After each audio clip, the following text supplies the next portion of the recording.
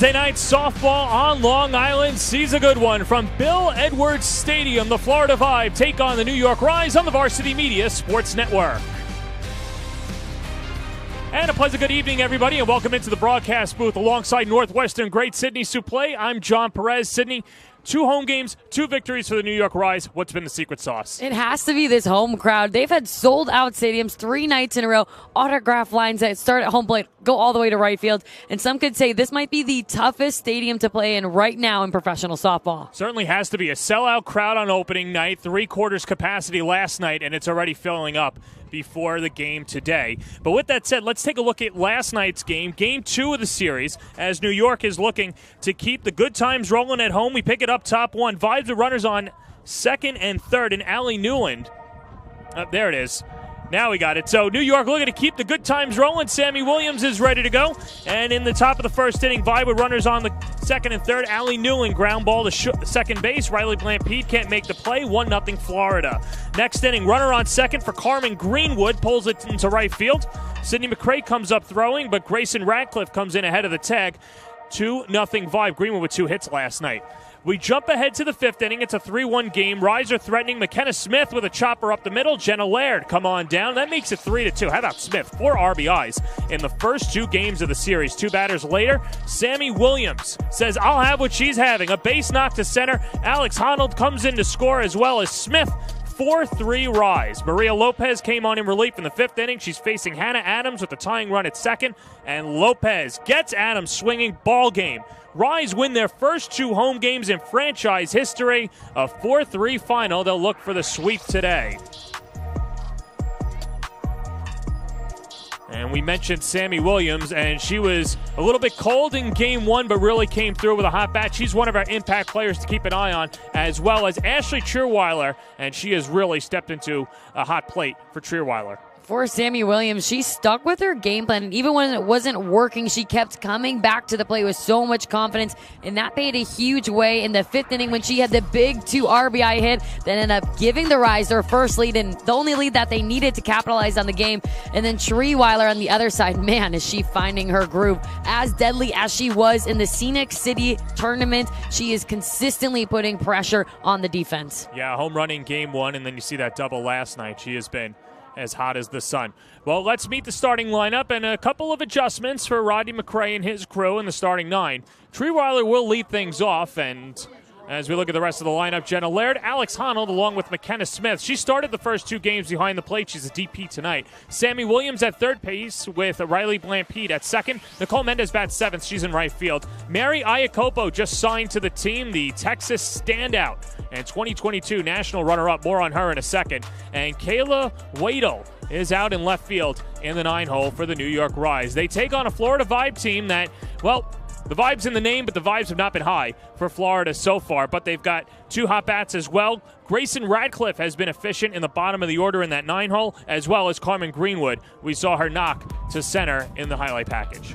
Greenwood was a huge reason why the Vibe came off to such a powerful start in Game 2 yesterday. She was responsible for 2 of the 3 runs. The first one, she was the one that scored, and the second time, she is the one who had the big RBI. Expect to see great things and her to continue to lead her team today. And then for Radcliffe, she just brings such a spark in the 9 spot, consistently turning up the order back to Greenwood.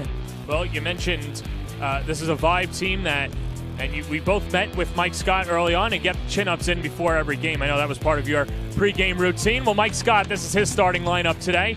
And hey, if it ain't broke, don't fix it. They've been efficient at the plate. It's just been errors and lack of clutch hitting later on. But Greenwood leads it off along with Cara Canetto. Allie Newland at second base. Sierra Frazier is the catcher batting 4th. Batting 5th is Michaela Paparata. She's in the hot corner. Madison Kennedy's at first base along with Katie Kissler in right field. Alana Vaughter is the DP. And Radcliffe at shortstop for the Florida Vibe. Well, we mentioned Mary Iacopa. She is the newest member of the New York Rise, and a little bit on her as well, coming over from Texas. And here's a look at the bio, and what an addition for the New York Rise. I can't think of a name that that holds that much weight as Iakopo does, an All-American at Texas. She followed Coach Mike White from Oregon to Texas, somebody that in the college game built up quite an impressive resume behind the plate, and with so much power in her bat, she is going to bring that over to the Rise. She's played professionally before, she's dominated at this level, and now she gets to do it in New York. Well, you mentioned the talent. We are in the presence of somebody who was very talented back in his day as well. He's just out of frame now, but the doctor is here in session. Dwight Gooden in attendance today. He'll throw out the first pitch, and we'll speak to him later on as well. 1986 World Series champion, along with the New York Rise as well. So good to see Dwight Gooden here, as it'll be the Rise and the Vibe. First pitch and starting lineups when we come back on the Varsity Media Sports Network.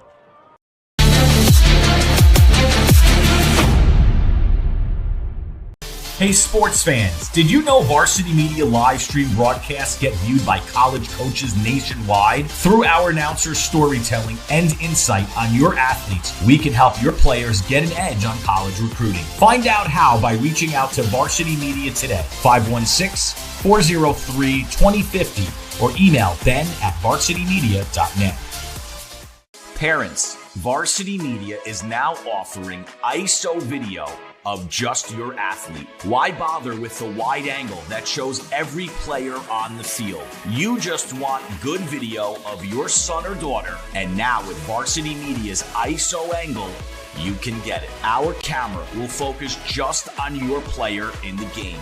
This footage will help in creating highlight videos for college coaches to better pinpoint your athlete's play on the field. And it makes for a great teaching tool to help them improve during the season. Varsity Media is now booking ISO videos for the fall, but spots are limited. Contact us today for football, soccer, field hockey, and volleyball by calling 516-403-2050 or emailing ben@varsitymedia.net. Are you a local business looking for new and creative ways to promote your company? Varsity Media offers affordable rates that can get your message across to a demographic of 18 to 54 years of age. Our follower base across social media is over 50,000 strong, and our viewership numbers per game are in the thousands. Don't blow your advertising budget on old staples like TV and radio media. Reach out to Varsity Media to get the best bang for your buck. Varsity Media offers live streaming services for any sport. With human beings behind the camera, you can expect the proper coverage angles during each game. We offer customizable options such as live scoreboard, multiple cameras, instant replay, graphics, and even announcers. Find out how you can save $100 off a live stream package with Varsity Media by calling 516-403-2050 or email ben@varsitymedia.net. Hey parents, how about a bobblehead for your athlete? Bobbleheads are one of the most preferred personalized gift items today, and it's so easy to order. All you need is a photo of your athlete, a model number from our extensive collection of bobbleheads, and the sculpting process begins. 2 proofs are sent for your approval, and once it's approved, in a few weeks, your bobblehead is on the way. It's that simple. Order your bobblehead today by logging into varsitymediapass.com and click catalogs, or call 516-403-2050. Welcome back to Bill Edwards Stadium. Let's send it down to the field for the starting lineups. Number 20, Sarah Cornell. Number 24, Lauren Quinn. Number 29, Denise Dell. And number 99, Sydney McCray. And now the starting lineup for the Rise. Leading off and playing first base, number 50, Ashley Sherweiler. Batting second and shortstop, number 3, Jenna Blair. Batting third in center field, number 25, Alex Cano.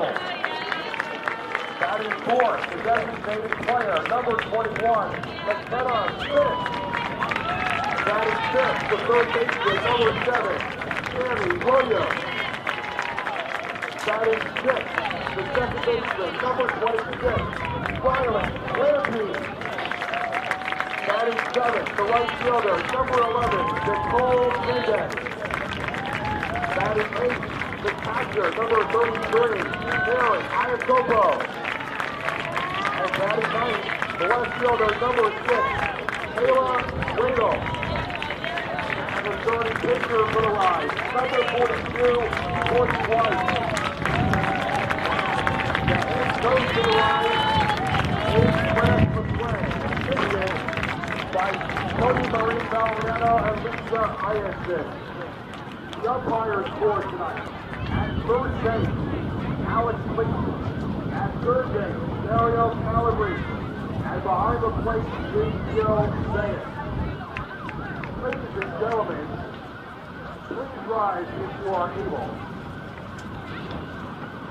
And remain standing and remove your hats to honor America and those who protect our freedom with the singing of the national anthem. Lined up with the vibe are members of the Phoenix Fire 10U Great Team. And with the vibe, we are members of the Phoenix Fire 10U Black Team.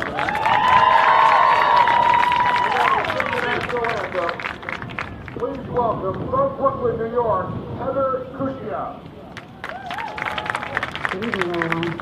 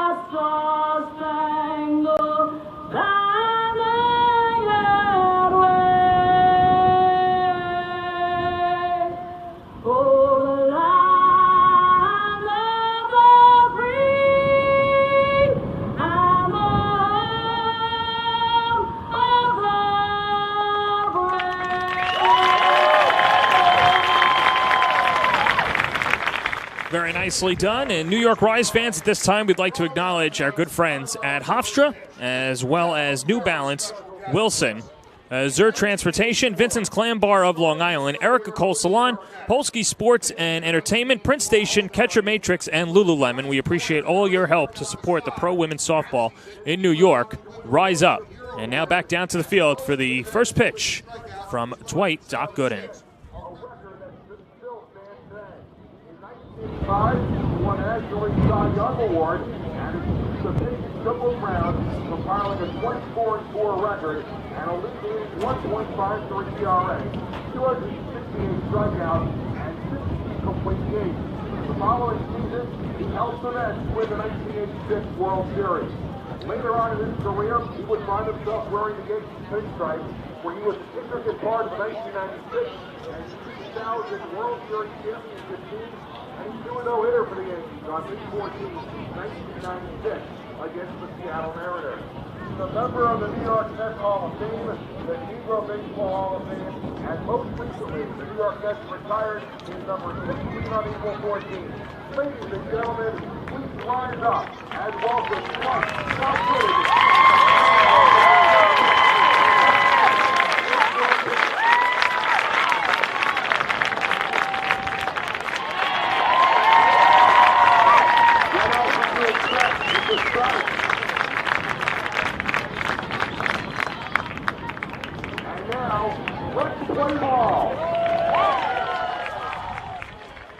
You know, Sydney, I was kind of expecting the high leg kick from the doctor, but didn't get that there. But either way, we'll ask him about it when we get him up in the booth. But third home game in franchise history. It's a windy one here today, as well as the New York Rise look for the home sweep against the Florida Vibe. And this is a team that has been battle-tested, at least last night. They were punched to the mat early, self-induced errors, but they were able to come out of it. What is it about the chemistry of this team that they're able to always stay in each of these games? Both of these teams are talented, but it really does come down to the culture that the New York Rise has already created in the first few weeks.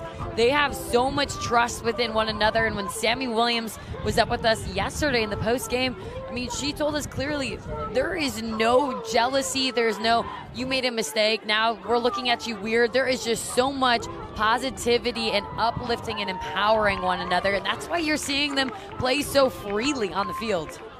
Yeah, no, it's definitely something that was. I asked Coach McRae about this, and he said that, yeah, he always wants to have a loose team, but he gave all the credit to his players, and he said that that's something that they put all together themselves, and he said it's really easy to coach them because everybody loves each other so far, and hey, what's not to love, especially with a 2-game winning streak, Scenic Cup champions as well, and now they will send out one of their better pitchers as well, as Courtney Weish gets the start for the New York Rise. Weish is somebody who I have played against, and head coach Crash really took the words right out of my mouth. She is so explosive off the mound. She has a much taller frame, so with her long lever, she feels like she is right on top of you when you are in the box. She is going to work both north to south and just come in with a ton of speed. She is the fastest pitcher who is in both of these staffs and that we will see today. Yeah, grew up in Silver Springs, Maryland, is a Maryland Terrapin, and led the Big Ten in strikeouts this year, which parlayed into a Big Ten All-Second Team selection, was named Big Ten All-Tournament Team as well. 5-year career with the Terps, a 3.38 ERA, and 636 innings pitched. Those are video game numbers. I mean, she's such a workhorse. Know her personally, but I was even chatting with her yesterday's game. She's getting in a workout with her father, who's also her biggest supporter, just minutes before taking the field. Somebody who is constantly trying to get stronger and just allow herself to grow within this game. There's a great future ahead of Weish. There was at the collegiate level, but now at the professional level as well. And the first batter she faces tonight is Carmen Greenwood, and misses outside for ball one. Weish, one of the biggest competitors as well, not just in the circle, but of course with the family. Those competitive card games, the family is up, like you mentioned. Accompanying Weish here in Long Island as it's bunted just foul. Sammy Williams picks it up left side of the line. And even that bunt is a testament to how quick it came off the bat to throw, to show how much power that Weish is supplying. And if you're a batter facing her, you just have to focus getting on time, because if that ball meets the barrel, it will have some serious jump. Well, Greenwood's had some pop in that bat. 2 for 6 in the series with an RBI. And fouls it back to the screen, 2-1. One thing that we were noticing when we got here before the game was the wind factor. And the wind blowing in from center field. Who does that lay the advantage to? Sydney Suplee. The pitcher all day long. It is hard for a hitter to hit against the resistance of the wind, but for Weish, and then on the other side, once we have our other pitcher come out, it's going to have so much momentum coming behind them. She already throws hard, but with the wind on her side, it is going to be very hard to get on time. Yeah, Emily Kirby gets the start for the Vibe, wearing the American flag uniforms, red, white, and blue, right before Independence Day. There's a roll to the right side. Riley Blampede picks it up and scoops it over to first to retire Greenwood for the first out of the day. Let's meet the rest of the starting defense for the Rise, as Kayla Weidel, Alex Honnold, and Mendez man the outfield. Ashley Trueweiler's at first, Blampede at second, Jenna Laird, the East Meadow native, at shortstop. Sammy Williams, the hero last night, is at third base. Mary Iacopo makes her first start for the Rise, and Courtney Weish in her first home start in the circle. Here's Cara Canetto, 3 hits and 7 at-bats, and the first pitch goes to the backstop for ball one.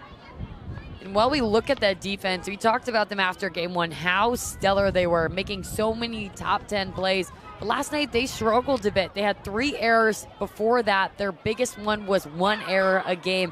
And the head coach McRae, he said that he talked to the team and said, you know what, that's not going to happen to us again. But if we can still win a ball game with 3 errors, that says a lot about who we are as a team. Yeah, in fact, there were 3 runs scored by the Vibe last night. Only one of them earned. So that just goes to show the self-inflicted wounds, but the Rise are able to rise up, no pun intended. And here's Kara Canedo. 1-1, just misses outside. And Canedo is somebody who is really feeding off the energy of Greenwood. But even when Greenwood wasn't able to find a way on base, she was very crafty and just trying to then become the leader for this team. Even if it's just a base hit, that's all she needs, drawing a walk. 2-1, little roller foul off the front foot of Canedo. And the count 2-2.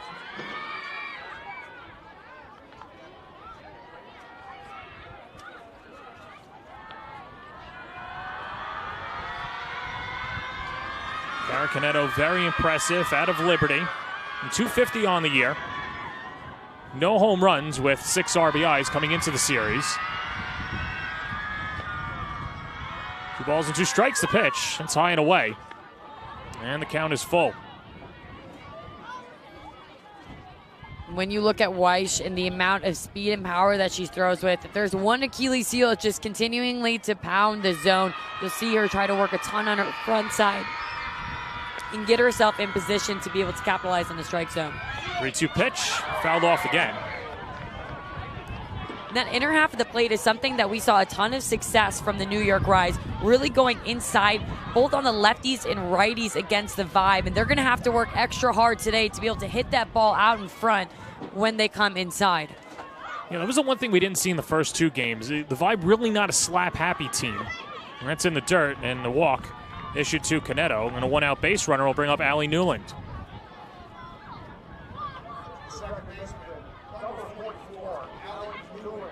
When I had a chance to talk to Mike Scott, who is filling in as head coach this week for the Vibe, he said his team did a lot of things really well, and they had a lot of reflection after the 2 games. It's not doing a whole lot. Yesterday, there was really 1 hit they got beat on, so how can they use innings like this when they get somebody on base to really simplify the game and use the heart of their order to be the ones to drive in the runs? And he said, we don't need home run swings.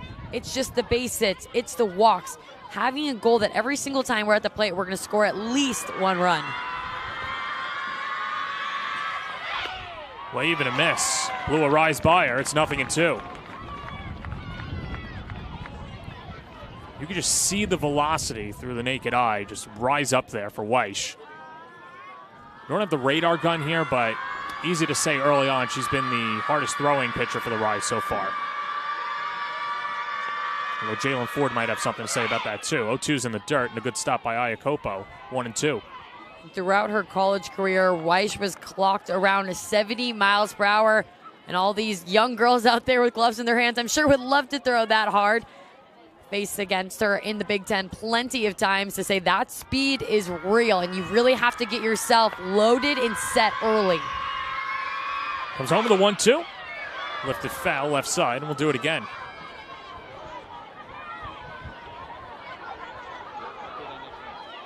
One other thing that we didn't see through the first 2 games of the series is, and this you can make the argument on both sides, is the put-away pitches. And we really haven't seen pitchers go at the hitters in 2 strike counts. That was also something that I spoke with Coach Scott about, and he said that he felt like his pitchers were not taking command in what pitch they wanted to throw when they did have those 2 strikes. So he really encouraged them today that feel free to shake off as many times as you need, as long as you are confident in throwing each and every one of those pitches. So I'm excited to see if we see a little bit of difference in those put-out pitches today on the Florida Vibe side. Weish with a couple of shakeoffs, now 3 shakeoffs. That's a sign from Iacopo. 1-2 coming, just outside. Home plate umpire tonight is Gil Zayas. Alex Leap is at first. Mario Calabri is at third base. And anytime a pitcher has a confidence to shake, especially being a rookie in this league, you have to respect it. 2-2, pulled in a right field. That's a base hit. Canedo had to hold to see it go through, so she stops at second, and Allie Newland is on with the first hit of the day for the Vibe. Newland does a very impressive job. There was an off-speed pitch that missed just a ball off the plate. Weiss decides to come back with another off-speed, which I don't think I would have necessarily done because she wasn't fooling anybody then. But Newland, after seeing it once, did a great job being on time for the second one. And so now Iakopo comes out as well. And, you know, this is the first time, too. And Sid, you had to deal with new catchers as well. What's that like first time through? I know they've only had a bullpen, a long toss, but now that there's actual game action, what are some things that go into that pitcher-catcher relationship? It's completely different, and you won't really get to start to learn each other until in these moments. So both of them just taking complete advantage of what does she like to throw in these certain situations. How can I do a better job at anticipating when a ball's going to break so I can get on top of it or around the side of it and work hard to get her that strike? That's a relationship that both of them are going to continue to cultivate as the season goes on.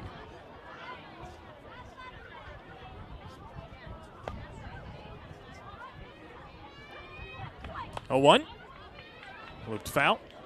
And I will say, Iakopo is such a pro in how she handles her pitchers. We talked about the transition. Her going from Oregon to Texas, she's had to deal with a lot of different pitchers throughout her career, and every single one of them has been able to thrive because of the work she does behind the plate for them. Yeah, she was a Pac-12 all-freshman selection before transferring over to the Longhorns. 0-2 from Weiss. In the dirt, skips past Iakopo, and everybody moves up a base on the wild pitch. Weiss taking a lot of accountability after that pitch. She was telling Iakopo, it's on me, pointing to her chest. For a catcher, you get a lot of respect when your pitcher does that. You know she's going to work hard to correct herself on the very next pitch. 1 and 2 strikes to Sierra Frazier and of UAB. Frazier 2 hits and 7 at-bats in the series and lines it into left center field. It's a base hit, and the Vibe will score first. Canetto's in to score. Newland comes around to score. It's a 2 RBI single for Sierra Frazier, and Florida strikes first. It's 2-0 in the first. Honnold with the bobble allows that second runner to score. But a great job by the Vibe, who it took a few batters for them to really get on time against Weiss. But a hit like that shows that they are starting to barrel it up. Like we said, Weiss supplying all the power that when you just bring the barrel to it, good things happen. That bobble allows the trail runner, which could have been a bang-bang play, to score easily. Tony Marie Valerio comes out to talk to Weiss, try and settle her down and get on the same page with Iakopo. And I think what's interesting here is that she's only talking to the battery, the rest of the infield speaking to themselves. And what's the message here? That decision is really because she only wants Weiss to hear what she has to say, and she feels that it's probably going to be continuing to attack the zone, but how can we be better on hitting our lanes, which are the corners of the plate? That is one thing. Weiss supplies the power. We've been saying it all day long so far, but the only part she gets into trouble is when she starts to throw over the heart of the plate. She'll be very difficult to hit if she works like she did against Greenwood and starts to jam these hitters or pitch them outside. So already 2 runs home and 1 batter out, and here's Michaela Paparata. Sierra Frazier over at first.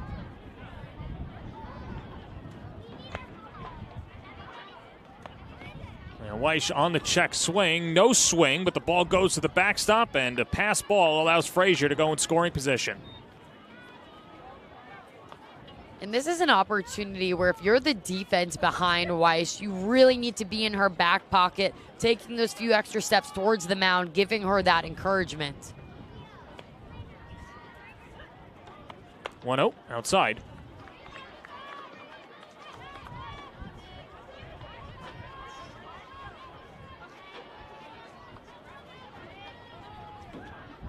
This is a learning opportunity for Weiss if she can use it and come back right here. Tacks the 2-0, skies it out to right field. Nicole Mendez lines it up, hauls it in. Tagging at second is Frazier, and the throw comes all the way through, but Frazier slides in ahead of the throw. So a sacrifice fly moves Frazier to third base, and that'll bring up Madison Kennedy. Another quality at bat and just being able to drive the ball to the right side of the field. Mendez does a great job tracking it down, throwing it in. but the speed at second base going to third, you're able to do that when you can hit it to that side of the field. Madison Kennedy looking for her first hit of the series. Hitless in 6 at-bats and takes low for ball 1.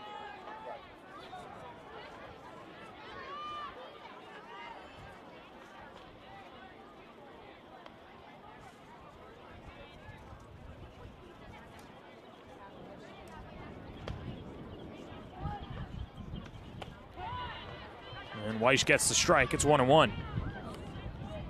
Kennedy from Mississippi State, 278 on the year. Played in 52 of 54 games for Mississippi State this season. Trying to make this a 3-0 game. 1-1. On the inside corner, it's 1-2. Those last 2 pitches are some of the best ones we've seen from White so far. Working outside and then in, but what I really like is the way she got on her front leg and allowed her ball to stay low in the zone. 1 ball, 2 strikes, 2 outs, already 2 runs home. The pitch, swing and a miss, struck her out. And the inning is over. Courtney Weish gives up 2 runs, and Florida strikes first. And through a half inning of play, it's Florida 2, New York coming to bat on the Varsity Media Sports Network.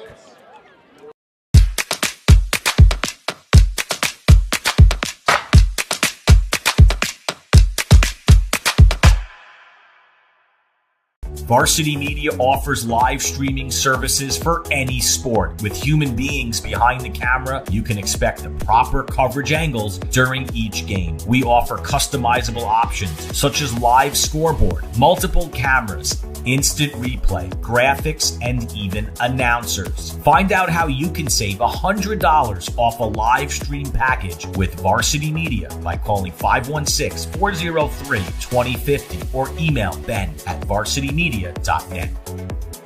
Are you a local business looking for new and creative ways to promote your company? Varsity Media offers affordable rates that can get your message across to a demographic of 18 to 54 years of age. Our follower base across social media is over 50,000 strong, and our viewership numbers per game are in the thousands. Don't blow your advertising budget on old staples like TV and radio media. Reach out to Varsity Media to get the best bang for your buck. Okay. Welcome you back to Bill Edwards Stadium. It's the bottom of the first inning, and it is our honor to be joined by one of the greatest pitchers in New York Mets history, Dwight Doc Gooden. First of all, congratulations on the number retirement, much deserved. And, if you want to run for office, at least in New York, you could certainly do that. Doc, I got to ask, we didn't see the high leg kick on the first pitch. What was that about? The high leg kick is gone. First of all, thanks for having me on here. This is some great softball right here. I love it. And I was debating whether I go over the top or underhand. Since we're here for professional softball, I got to go underhand. So I was just very lucky to throw a strike. Yeah, and I think a lot of people out here are wondering, and we're curious too, your connection to the New York Rise. I know you've got some friends from the Rise organization. Courtney Weish, I know, is a close personal family friend too. Yes, Courtney actually trained my daughter for 2 years. She's going to high school now in Maryland, at Spalding High School.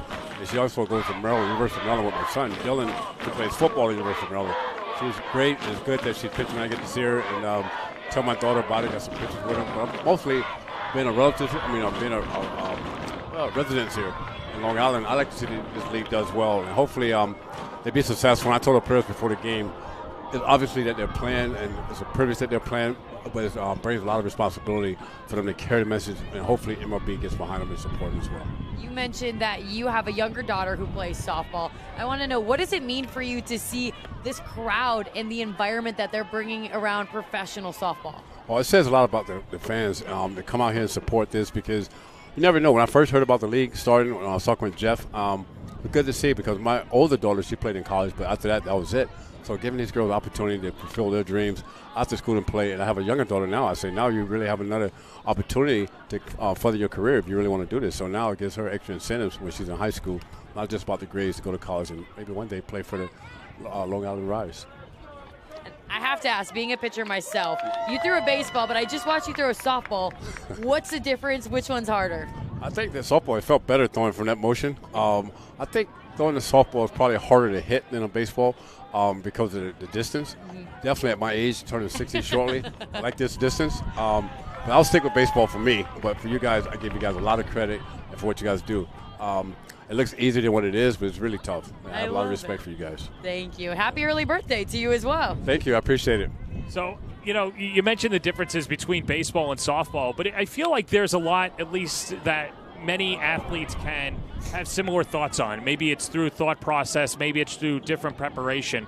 What do you like specifically about some of these newer athletes today? There's a lot more data out there and how they go about their preparation. I tell you what, now I see that there's no off-season. Talking to a lot of players and going to spring training, these guys come to spring training and they're ready to play. During my era, you take the 2 months off. You take November, December, and some of us take January off, and you come to spring training to get in shape.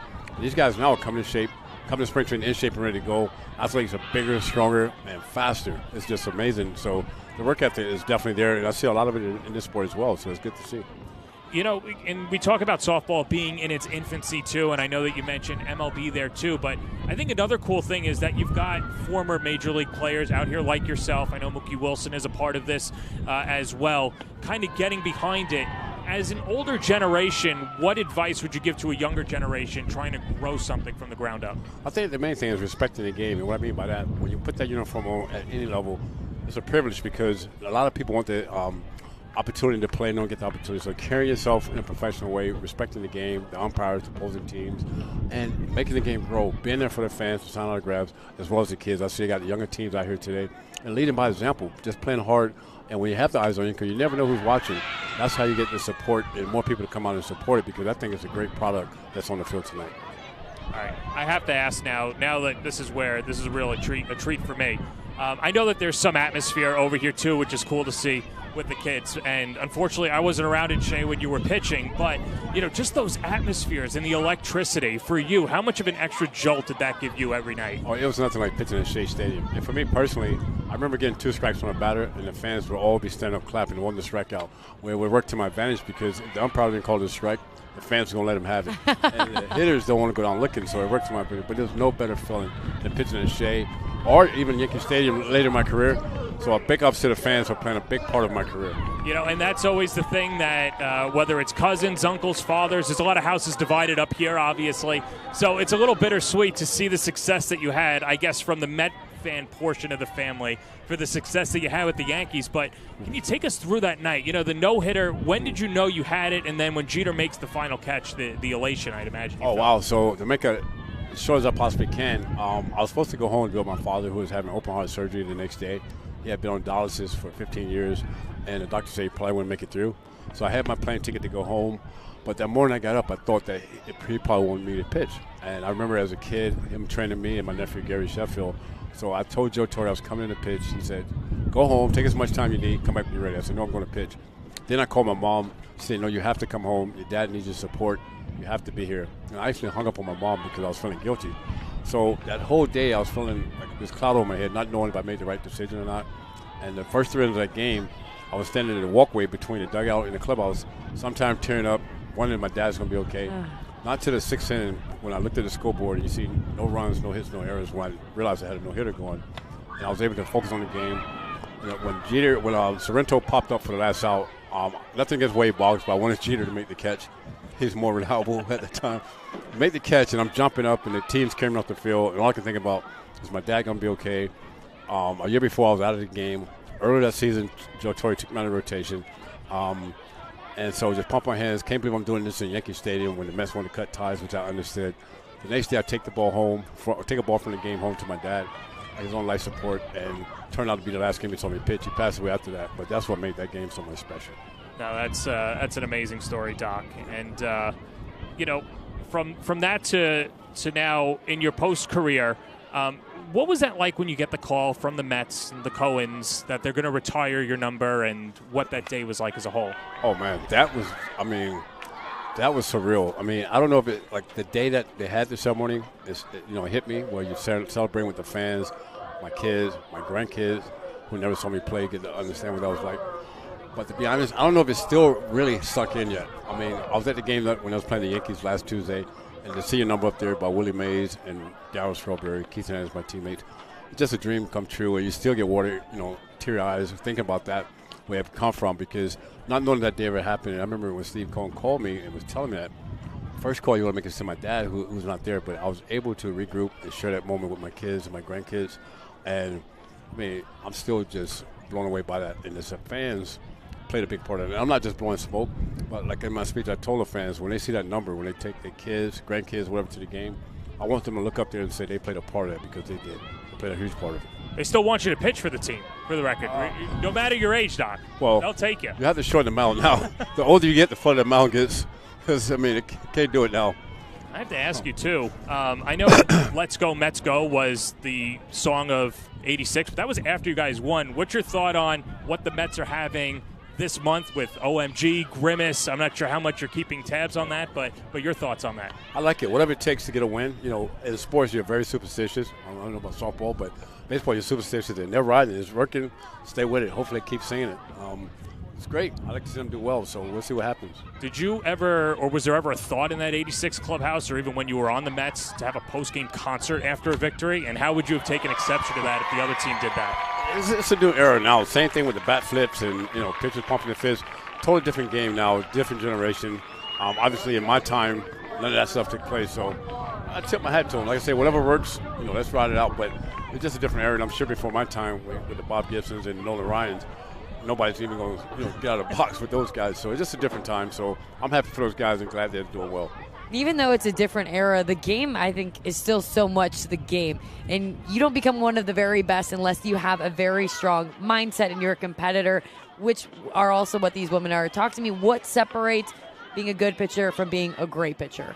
To me, always, and I tell this to kids, when you don't have a game, you don't have practice, what are we doing to make ourselves better during that time? Whether it's watching film, working on your mechanics, continuous success with the strength, work on your weaknesses, whatever that takes. Spending that time doing that on your side day in the bullpen, what have you. And I always felt something inside me that pissed me off against the other team. I wanted to be pissed off, but uncontrollable pissed off where I could go out and compete against them. Even when I faced my nephew or friends that I grew up with, they were enemies to me at that time. That's the way I approached it. There was no fraternizing, none of that. We had good team chemistry. We had problems within ourselves. We kept in the clubhouse. And to me, that's what makes a great player and a great team. When you look back on your career, it's easy to just hear the emotion in your voice of how proud you are of it. What advice would you give to these women currently playing on just enjoying the moment? That's you're exactly right. You got to enjoy the moment, enjoy the play. The team, spend time together away from the ballpark. That's how you develop friendships, because you don't know how long this game's going to take you. When there's an injury, some people get released, but you can develop friendships that last a lifetime. And you never know who's watching. Always go hard for the younger generation. Show them that you have fun, you can play hard, and you do something that you really love. And the way you show that passion is playing hard. And when you put that uniform on, go out there like it's a privilege to wear that uniform with pride. We've been talking a lot about Courtney Weish and just the power and explosiveness she brings on the mound. Yes. You got to know her in a different way as she taught your daughter. Can you kind of give a little bit of light of who she is off the field and how much she inspired your daughter? Oh, she's a great person. My daughter loves her. My daughter wanted to be here today. I just left from Maryland yesterday, but she's in camp trying to get better, get ready for high school next year. Courtney cares, a lot of energy. She was out there with a big group of girls every day on time, talking to them, working them, explaining to them. And like sometimes you have coaches that say, okay, let's do this and that, but she explains why you got to do this and why you do that. Into condition, and she cares about them as people. She will call Milan, my daughter, sometime at home just to check in. Right after COVID hit, she just wanted to make sure her grades were good. Most coaches don't do that, so big respect for Courtney, and I'm glad my daughter got to work with her. And I hope that she has a great career here. Well, and I got to ask you, too, your early impressions of the New York Rise and the events that they're putting together. Tell you what, I'm overwhelmed, and I have to be the first to admit. On my way coming here, I didn't expect this. I didn't expect the crowd to be as big as it was. I didn't expect the game to be as fast as it was, and these girls to be as athletic as they are. So I apologize to this sport. I'm very impressed, and I'm going to do whatever I can and anything in my power to help support the game and hope it lasts and keep going. Yeah, it definitely deserves it. Yesterday, when you talk about the crowd, it's been amazing. They sign autographs after the game. It starts at home plate, and the line goes all the way to right field. Wow. You have seen the way that baseball has absolutely exploded. It's become so much of America's sport. Yes. What do you think people need to know about softball for first-timers who are getting into the game, kind of like you just said, the professional side? Why should they come out to these games? I'll say give it a shot. Bring your kids out. Enjoy the game. Before you judge, come see it for yourself. It's good to watch it on TV. That gives you a good perspective. You can't make it out. But now the weather's great. There's no excuse to come out, support these girls. And I guarantee you, if you like sports, you're going to enjoy this game. One more before we let you go. Prediction for this game. I'm going to say the Aces. I'm going to say 6-3 Aces. 6-3. Okay, going with New York on this one. Oh, New York Aces, yes. Even though they play my Florida team, I was born in Florida. I always say I was born in Florida, but I was raised in New York. So go New York. All right, Dwight Gooden, it was a pleasure. You too. Thank you so much. Thank we go to the you second. very much. Thank you. Okay. We go to the second on the Varsity Media Sports Network.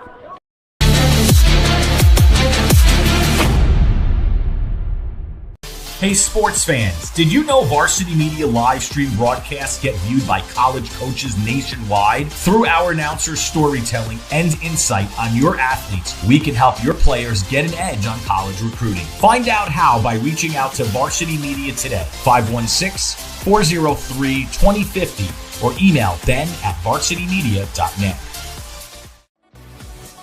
Hey parents, how about a bobblehead for your athlete? Bobbleheads are one of the most preferred personalized gift items today, and it's so easy to order. All you need is a photo of your athlete, a model number from our extensive collection of bobbleheads, and the sculpting process begins.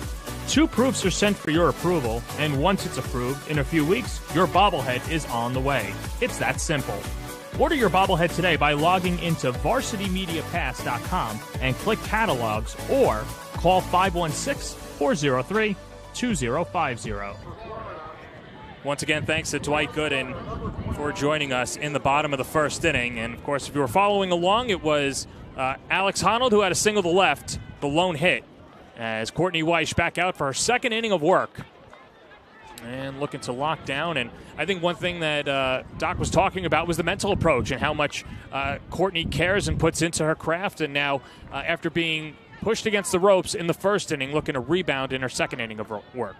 My head coach at Northwestern used to always say, when you're good to the game will be good to you. And I think that's a perfect example when you hear Doc sing Courtney Weish's praises and just who she was as a coach for his daughter. And I really believe the game comes back when you are able to pay that respect and try to pass along your talent and your knowledge, and you're seeing her really take advantage. I'm also seeing her settle in a lot more after that pitch. They're a little bit of a rocky start in the first. And that was Katie Kistler flying out to the right fielder, Nicole Mendez, as this brings up Alana Vaughter. And another thing, too, Sydney, with a pitcher that throws as hard as Weish, it seems like Iakopa is still adjusting to the speed and the velocity coming in. It's definitely the speed, and anytime you have that much velocity, Weish throws around 70 miles per hour. If it's not quite exactly where you expected it to be location-wise, you tend to get tied up, which is what you're seeing from Iakopo. Mendez will try and get the out at first, but Vaughter's on with her first hit of the series. And boy, did Vaughter need that. She was hitless in 5 at-bats, struck out 3 times in her first 2 games, and gets a 1-out single in the second. Even though Vaughter was late on that hit, where she did a great job was extending her barrel through the zone. It allowed her, even being late, to send it to right field. So that brings up Grayson Radcliffe, the shortstop. Radcliffe, one of our impact players, had a hit yesterday and takes on the outer half for strike 1. Weish's curveball, when she's able to ladder it and paint that outer half, whew, she is dangerous. One of her best pitches besides her drop ball. 0-1, down and in. And the count even to Radcliffe from Rockville, Virginia. 364 on the season with a home run and 6 RBIs.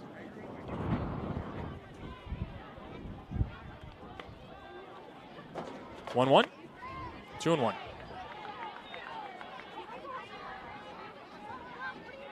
Could already see the Rise starting to mix in a little bit more curveball. Last inning, they were predominantly drop ball. Those are the ones you saw miss low and kind of give Iakopo a hard time tying her up. 2-1 pitch misses outside, 3-1. Something you see mechanically with Weish, she's a pitcher that usually has pinpoint control and just hasn't had it so far tonight. It all comes down to timing, and sometimes even just releasing it an inch higher or lower than the time before in your arm circle can make all the difference. When she is at her best, she's able to get to the front side of her foot and put all of her weight on top. And when you tend to see her sail it or miss for a ball, she's just a little bit back on her back leg, has not pushed her entire power through her legs yet. 2 hit on the ground to second. Laird, the return throw, it's good on time, and a 4-6-3 double play gets the Rise through the second. 1.5 in the books, 2-0 Vibe on the Varsity Media Sports Network. You're watching Varsity Media, New York's premier high school sports network. Are you a local business looking for new and creative ways to promote your company? Varsity Media offers affordable rates that can get your message across to a demographic of 18 to 54 years of age.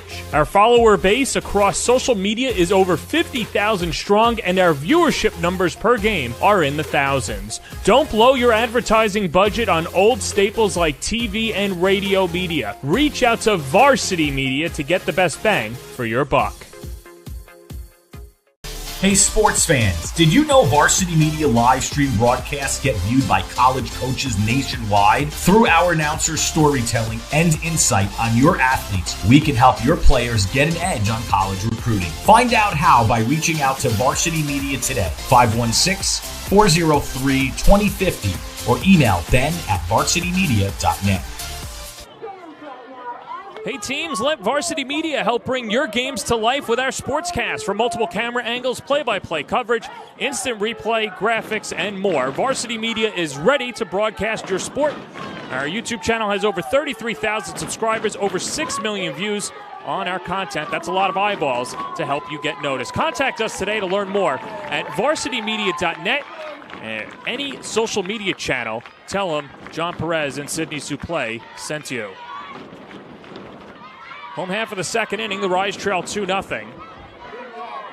As it'll be 5-6-7 due up for the Rise, and Sydney, it's last night's hero, Sammy Williams, and an interesting story. And Sammy Williams, she was the first acquisition for the New York Rise, and for the longest time, she was the only player on the roster. That's a kind of a cool story, and had the big knock to secure the victory for the Rise. Attacks the first pitch and does exactly what she did last night, sends it right up the middle for a leadoff single. Where she does a great job is she has a short, compact swing. You don't ever see her get too long, and right there is a great example. A pitch that leaks over to the heart of the plate, she just sends it back up the middle for a base hit. We have not been able to talk about Emily Kirby in the circle yet. She is one of the best pitchers to ever play at Liberty, and now she's also one of the assistant coaches under one of the best to ever play the game, Dot Richardson. We talk about a great person to play for and then coach under. She is just learning so much valuable softball information. Yeah, Kirby has been efficient so far for the Florida Vibe, and yeah, like you mentioned, a heck of an athlete as well. From Greenville, North Carolina. 3 years playing for Liberty, threw a no-hitter in her first professional start with the Vibe back in 2022. Two-time A-Sun Pitcher of the Year in 5 years over at Liberty. She deals to Riley Blampede, and the count 1-1. And Kirby works a ton with the pitchers at Liberty, and I think any time you have to explain with what you're doing or explain how this works in pitching, you just become more knowledgeable as a player yourself, and you've seen her really be able to elevate her game for that reason. She hasn't had a ton of opportunities, only 9 innings before coming into this game.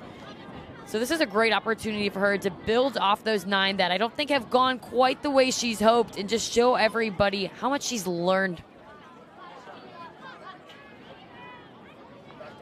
Been a whole different level here as well for Kirby, and a great professional experience. Here comes a 1-2. And that pitch misses, but they'll say no pitch. I think the DJ got a little too loosey-goosey there. Just playing some tunes, trying to keep everyone having a good time, which is crazy. When you go to a basketball game professionally, they play music all the time now. It doesn't stop. 1-2 right in the backside. And Blampede is aboard, and the first 2 batters reach for the Rise. You can see Kirby looking to her hand. Definitely one of those that something got in the way with her hand. You could tell off the pitch it was just a little bit awkward. Something went wrong. But now you have Mendez, who did damage. We saw in Game 1. Didn't play in Game 2, but a huge opportunity with her right now to get Rise back in this game. Prime opportunity for Nicole Mendez. Sammy Williams at second, Blampede at first, and the first pitch misses outside for ball one.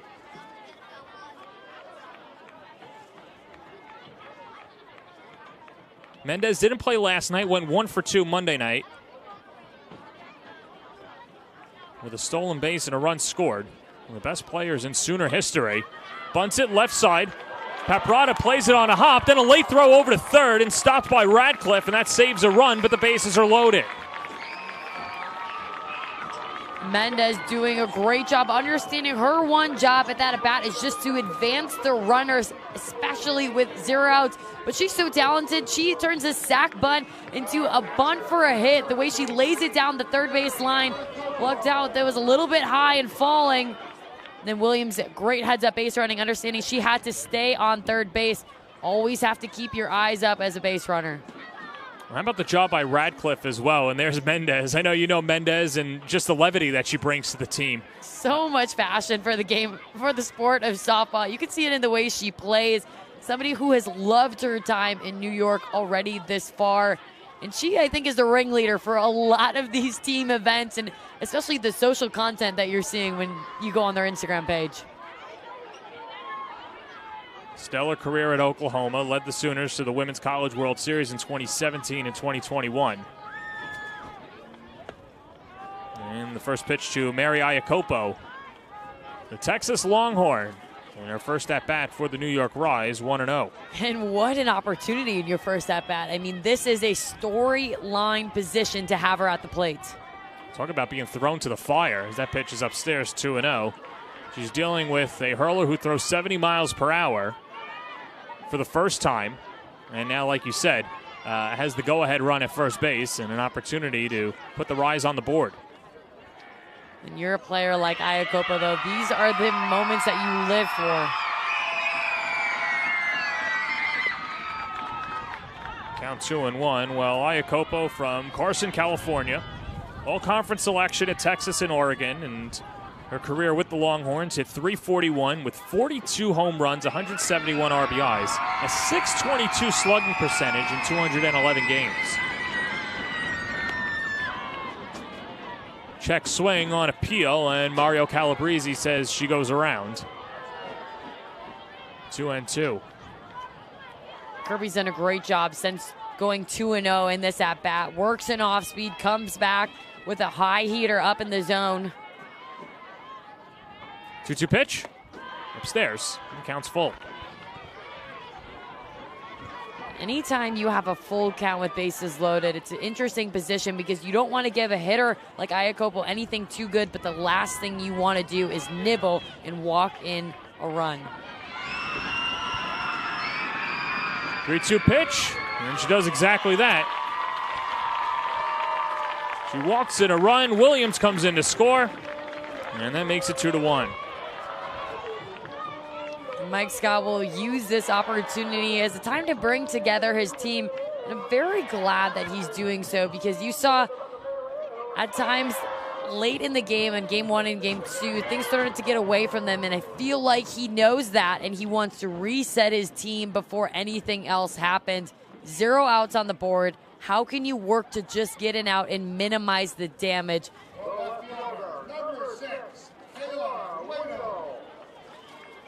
It's a long walk back to the dugout as Scott just hoping that his hurler can keep it at a 2-1 game.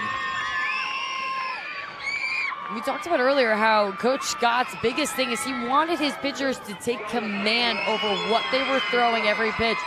And if I am looking at Kirby, I'm saying make sure this is what you want because you want to be all in with everything that you're throwing. Kayla Wadle made her home debut last night. Went 0 for 3. Bases full of Rise, and the first pitch misses, 1-0.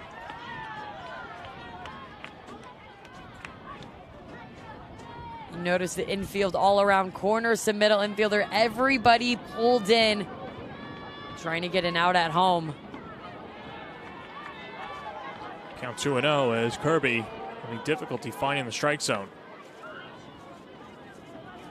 Frazier getting her a little bit extra love on that one, reminding her that it's just those two playing catch. Socked into center field. It's going to hang up for Greenwood. Makes the catch. And a good throw coming home. That keeps Blampede at third. A great hit by Wadle, but Blampede, you have to be glued to third base. That is it's a tough play because while bases are loaded, you're trying to beat the force out. So she did have a hard jump for that reason. Anytime you see the ball not go down in the zone, it's trying to find that base as quick as you can. But a bang play, and we will bring in a new pitcher, Kaylin Arnold, somebody we've already seen so far in this series. Yeah, Kaylin Arnold gets into the circle, and we'll take a break as well as the Maryville, Tennessee native will try and keep it a 2-1 game on the Varsity Media Sports Network. You're watching Varsity Media, New York's high school sports network. Parents, Varsity Media is now offering ISO video of just your athlete. Why bother with the wide angle that shows every player on the field? You just want good video of your son or daughter, and now with Varsity Media's ISO angle, you can get it. Our camera will focus just on your player in the game. This footage will help in creating highlight videos for college coaches to better pinpoint your athlete's play on the field. And it makes for a great teaching tool to help them improve during the season. Varsity Media is now booking ISO videos for the fall, but spots are limited. Contact us today for football, soccer, field hockey, and volleyball by calling 516-403-2050 or emailing ben@varsitymedia.net. Kaylin Arnold comes on in relief a little bit earlier than expected, and of course every coach has a script out there, but Sydney, you know the best laid plans of mice and men do often go awry, and that's what's happening for the Vibe. They led 2-0 going into this inning. Now the bases are loaded, and Kaylin Arnold looks to lock it down and get the final 2 outs of the inning without giving up another run. When I talked to Coach Scott before this game, he mentioned 2 pitchers he was going to look to go to late in the game, depending on what he was seeing from the zone. However, that's the sport of softball. Sometimes you have to go to plan C and D. Well, and it'll be tough assignment. Top of the order, Ashley Treeweiler steps up to the plate against Arnold. And attacks the first pitch and sprays it foul. 0-1. Arnold got the start Monday night, went 3 innings, gave up 4 runs, 3 of them earned on 3 hits, 2 walks, and 5 strikeouts.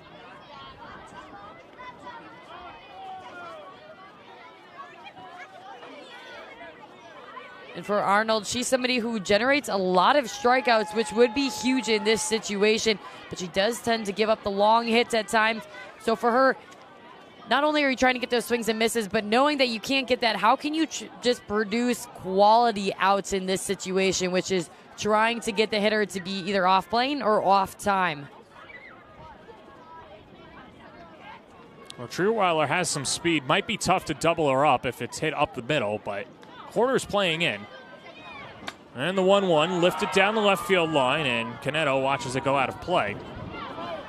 And so Arnold pumping in strikes ahead 1-2. And that's the biggest thing you have to do when you come in this situation is just attacking the strike zone, because we already saw the Rise get a run on a walk. In this situation, you're just going to want to give your defense an opportunity to make a play behind you.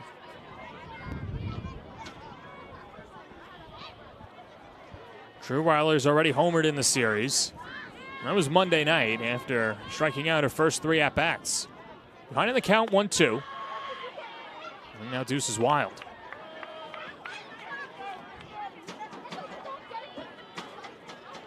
For Treeweiler, she's getting a handful of pitches on the outer half.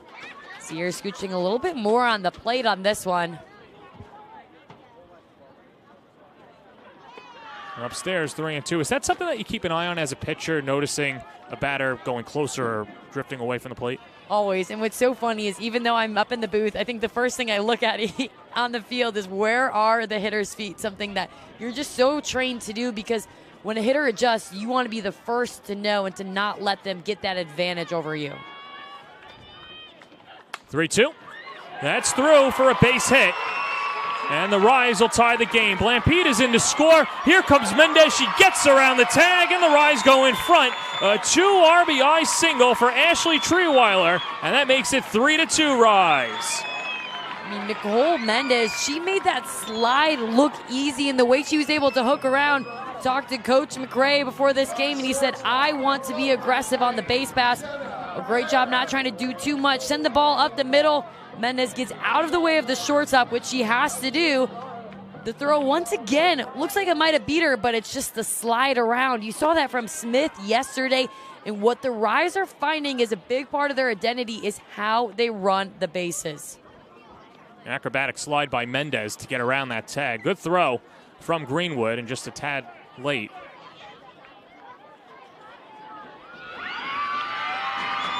This will be the 7th batter of the inning, and it's Jenna Laird, the Long Island native. Chance to give her team some cushion.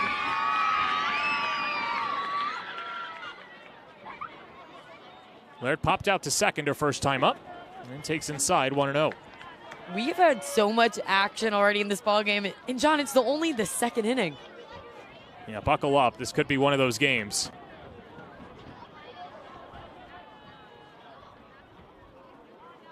Arnold comes home with a 1-0.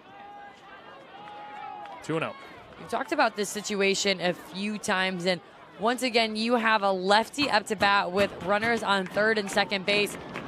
Less than 2 outs. You are towing that chalk and finding any way to pull the ball, put it to the right side of the field. 2-0.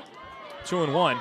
The one impressive thing about New York through the first 2 games, and even though they scored 8 runs on Monday night, 4 runs last night, is they've left a combined 13 runners on base as well. And I know they result in victory, so it doesn't matter, but that just goes to show how much that New York is clicking and how much they've been able to put pressure on the defense and the base pass. Flare down the left field line goes foul.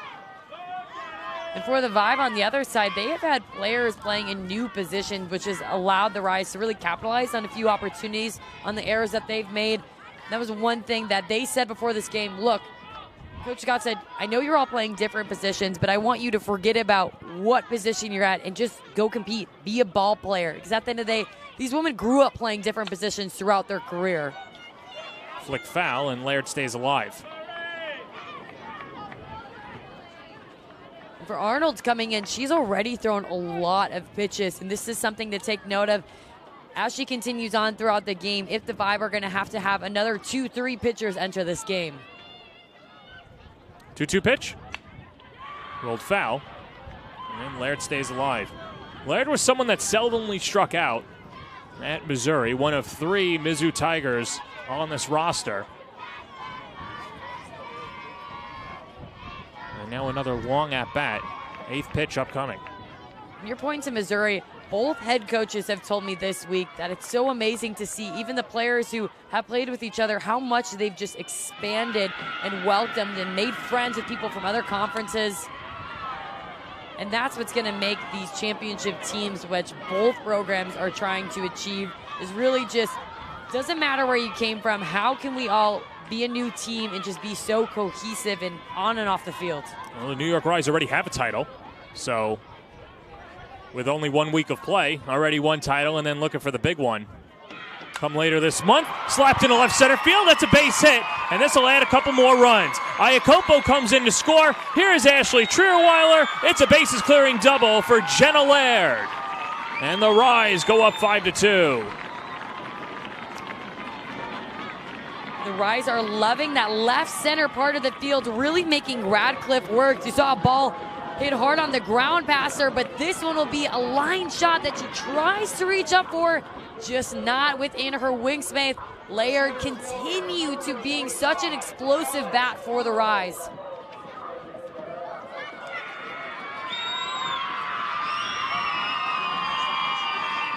Mendez leading the celebration with Williams. And a little bit of homage to her Italian roots there. Similar to the Tommy DeVito or Tommy Cutlets. Keep it in New York.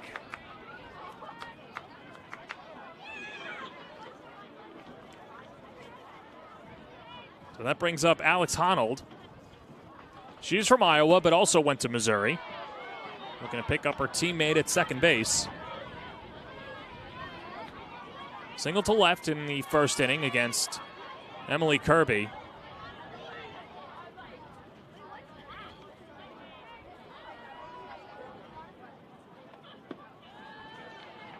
And the pitch misses low, 2-1.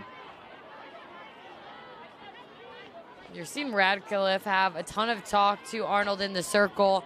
That's something that these players have an opportunity to also take a timeout themselves. Granted, they've already had a coach-led one, but you are still granted one more this inning to really settle each other down.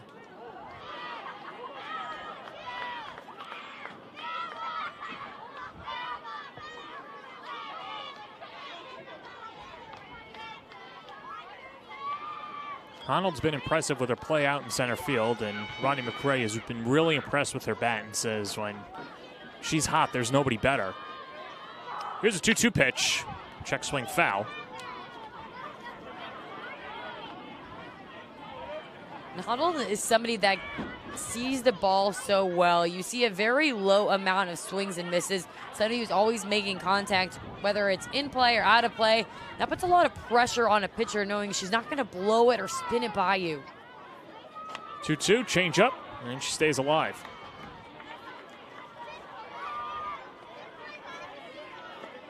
And for Arnold, it's all about just erasing the damage that's already been done. And how can you move forward right now? Stop the bleeding, not allow the Rise to get any more runs, and just put the bat back in your team's hands. See some action in the bullpen behind Arnold, and they'll have 3 days off after this one. The action is Elizabeth Hightower, who we saw briefly in Game 1. We saw more of her in Game 2 yesterday.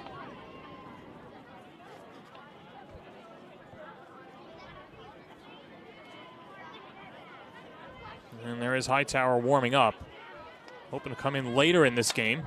8th pitch of the at-bat is pumped foul down the left field line, and we'll do it again.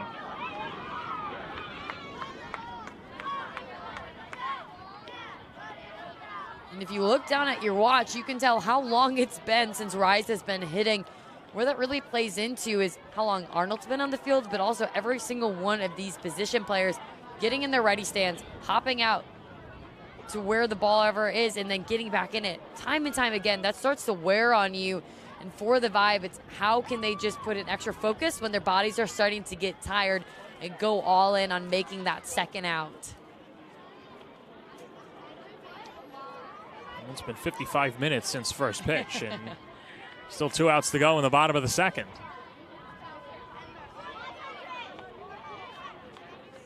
Payoff pitch from Arnold. And the 9th pitch of the at-bat is low, ball 4. And the line keeps on moving.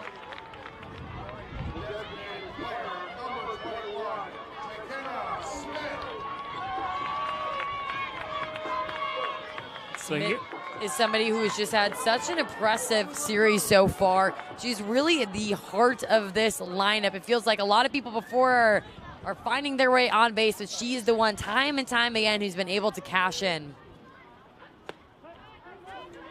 Takes a first pitch strike, and you kind of took the thunder away from me. And I was going to say, you can make the case that she has been the player of the series so far, not just what she's done at the plate, but behind the plate and the leadership skills that we've seen so far from her. 0 for 1 on the day, and right towards us, and almost knocked out the window. And quickly an 0-2 count to McKenna Smith. She's bringing some action in the press box. I think she liked it up here. I think she's just trying to get herself back up here. Well, if she gets a hit here, if she would have hit the home run like she promised last night, we definitely would have had her. McKenna Smith is always welcome back in the booth after her post-game speech. Goes down swinging, and there's 2 away. And right there, Smith just got a little bit greedy. You could see she said, "My bad," after that swing. That's a ball. Rise ball up and out of the zone, something that she normally doesn't swing at, but when all of your friends in front of you are getting the hits, you feel like you can swing at anything. The ball feels more like a beach ball. Arnold does a great job at catching her, a little bit lacking in discipline. That'll bring up the red-hot Sammy Williams, who's got 2 hits in her last 2 at-bats. And it hit her elbow. And Williams reaches aboard. Arnold looks speechless, and Frazier even has a few words with Blue, but we're going to take another look at it. She says it hits her elbow. And as we're waiting for the ball to come in, And that's a tough one, but it might have just grazed her Evo shield. And it's hard because she doesn't feel it. You don't see a lot of reaction sometimes on the hitter in terms of that hurt, but she obviously said it right away, so she must have felt something. So here's Riley Blampede, the 10th batter of the inning. The one thing that we don't have the benefit for up here is the sound that Gil Zayas, the home plate umpire, has, and the sound usually is what really provides the evidence if it hit any part of the body. Big swing and a miss. And Arnold ahead, 0-2 to Blampede, who was also hit by a pitch and came around to score earlier in the inning.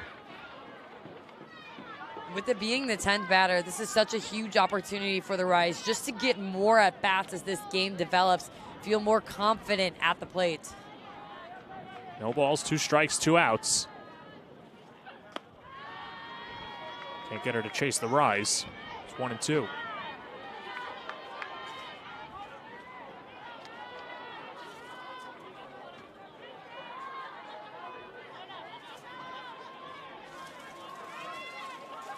It's been a long inning for the Vibe, just trying to end it here. 1-2.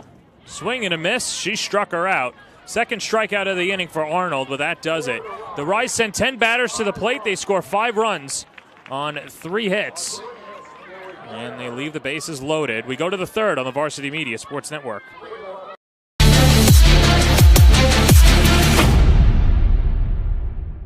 Hey sports fans, did you know Varsity Media live stream broadcasts get viewed by college coaches nationwide? Through our announcers' storytelling and insight on your athletes, we can help your players get an edge on college recruiting. Find out how by reaching out to Varsity Media today, 516-403-2050, or email ben@varsitymedia.net.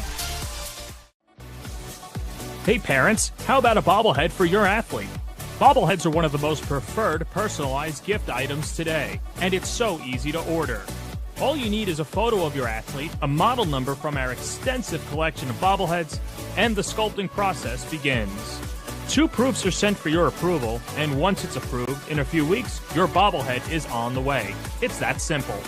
Order your bobblehead today by logging into varsitymediapass.com and click catalogs, or call 516-403-2050. We welcome you back to Bill Edwards Stadium, top of the 3rd inning in double play. The newest member of the family for the New York Rise is just announced, 3rd home game, and he has been as good as advertised so far, tossing some hot dogs into the crowd. I think he just threw it over the bleachers, and that's not going to endear you with the fans right there.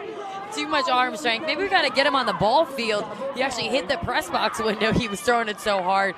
However, you were breaking down his dance moves, but I know you want to see the worm today. That was a prior request. We'll see if we can get that. Yeah, I went through the back channels. We'll see if it's communicated over to double play, but I'll tell you what, I want to know what the workout routine is. He is yoked, to say the least. It's Buffy. You know what I love is the fact that his uniform matches the team's every single game day. Yeah. And not just that, he had the pink socks last night. Exactly. So he knows what he's doing. He's trying to work his way and walk on to this team, I think. Well, Courtney Weiss now with run support. A 5-2 lead for the Rise going to the top of the 3rd, and it will be the top of the order. Carmen Greenwood, Kara Canetto, and Allie Newland do up for the Vibe. Greenwood grounded out to second in the 1st inning. And sprays the first pitch foul down the left field line.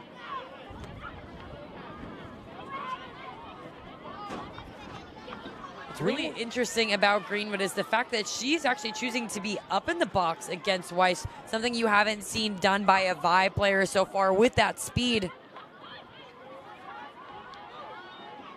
Well, and if that's something we could get a shot of, the where the batter is at the plate from our third base camera, because now this is where I kind of want to get inside softball. So when we see her batting stance as a pitcher, what does it tell you? One, how much Greenwood stays within her legs. You see it's a very deep stance and allows her to utilize her power from the feet up.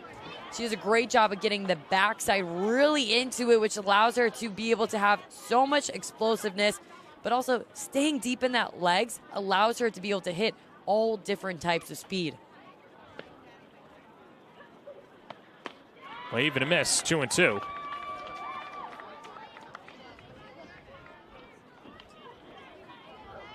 And Greenwood is as good as she is because of her mechanics, because of the reps. Time and time again, she continues to take mastering her craft.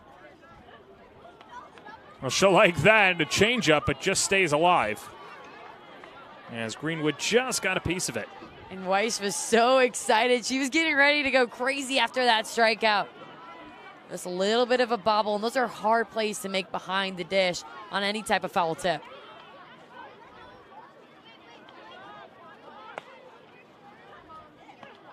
Swing and a miss, blew a fastball by her. And a yell for joy for Weiss as she picks up her second strikeout of the day. When you can't get it done the first time, a great job at coming right back into the zone, but this time she will go to her drop ball on the outer half of the plate, and it's the passion and the fire that she plays with that allows her to be so dominant. Kara Canedo behind in the count, 0-1. Canedo walked and came around to score. In the first inning, it was 2 runs for the Vibe, thanks to the 2 RBI single by Sierra Frazier. And undersold the Rise. They sent 11 batters to the plate last inning, scoring 5 times.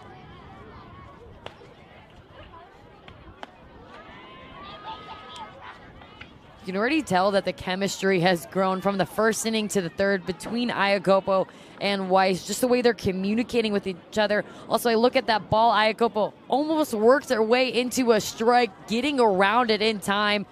I mean, that's just professionalism as it comes, adjusting to who your pitcher is. Lampede picks it up and fires to first, 2 away.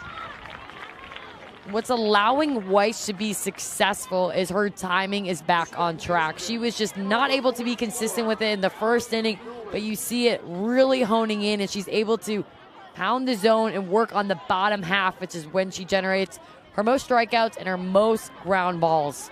And Sid, I'd have to imagine, too, and at times as dominant as she's been in her college career, pitching on the biggest of stages, there still has to be some butterflies for your first home professional start with the Rise. There absolutely is. And I know that Weiss, I've heard her say it to players on her teammates, how much she looks up to them. And when you're coming straight out of college and you're playing alongside people who have won national championships, who have been All-Americans and playing in the pro leagues for years, you want to show who you are. You want to. She doesn't have to prove herself, but she wants to. And that's something that she's just going to feel those butterflies for a while, but eventually it'll feel so normal, and she'll just trust in who she is as a competitor because she deserves to be here, much like every single person wearing the uniform. Even with the count with Allie Newland. Singleton came around to score in the first. And now ahead in the count, 2-1.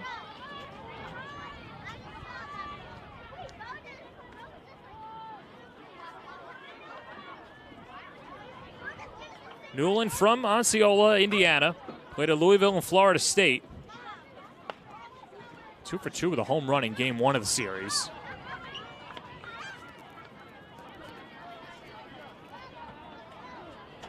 And now a good hitter's count, 3-1.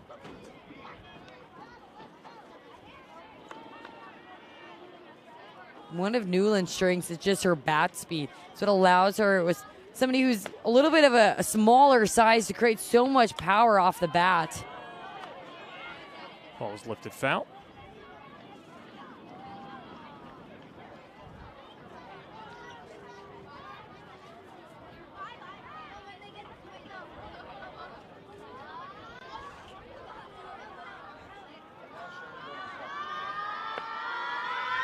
Weiss. 3-2. That's driven to deep left field. Forget it. That ball is pulverized over the left center field fence right by that conference championship bunting. And Allie Newland has gone deep. A solo home run. That's her second home run of the series, and that makes it 5-3. Newland continues to be such an athlete in the box. See, throughout that entire at-bat, she was waiting for her pitch, but she was also getting herself on time. So when Weiss came in with the power, she just had to deliver that barrel, and boy, did it fly. A nice catch by the fan, too, on the other side. When you catch a ball, I think you're able to keep the ball as well. That's how it works, right? Yeah. So a great souvenir for the fan. Although, of course, when Dwight Gooden was playing, a New York fan would have thrown it back. Yeah. Always a crazy tradition for me. I mean, I understand it, but I would want to keep the baseball, I'm not going to lie. I agree with you, and that's why if you're ever going to sit in the outfield, I think the pro tip is bring your own baseball in case you do catch it and throw your own back. You've put some serious thought into that. I love it. It's never going to happen for me, but... If it does, you're ready. Yeah. You're ready to go. That's a great tip. Here's Sierra Frazier, a 2 RBI single her first time up, and sprays it foul. That was a huge response for the Vibe, who looked like Weiss was going to walk away, dealing 3 up, 3 down. And after you got a 5-spot punch in the second inning, to be able to even just get 1 run back is huge.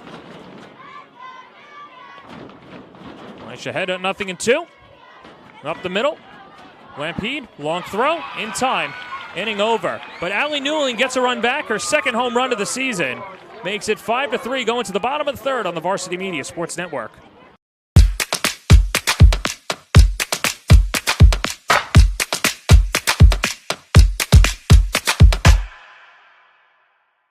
Varsity Media offers live streaming services for any sport. With human beings behind the camera, you can expect the proper coverage angles during each game. We offer customizable options such as live scoreboard, multiple cameras, instant replay, graphics, and even announcers. Find out how you can save $100 off a live stream package with Varsity Media by calling 516-403-2050 or email ben@varsitymedia.net. Are you a local business looking for new and creative ways to promote your company? Varsity Media offers affordable rates that can get your message across to a demographic of 18 to 54 years of age. Our follower base across social media is over 50,000 strong, and our viewership numbers per game are in the thousands. Don't blow your advertising budget on old staples like TV and radio media. Reach out to Varsity Media to get the best bang for your buck.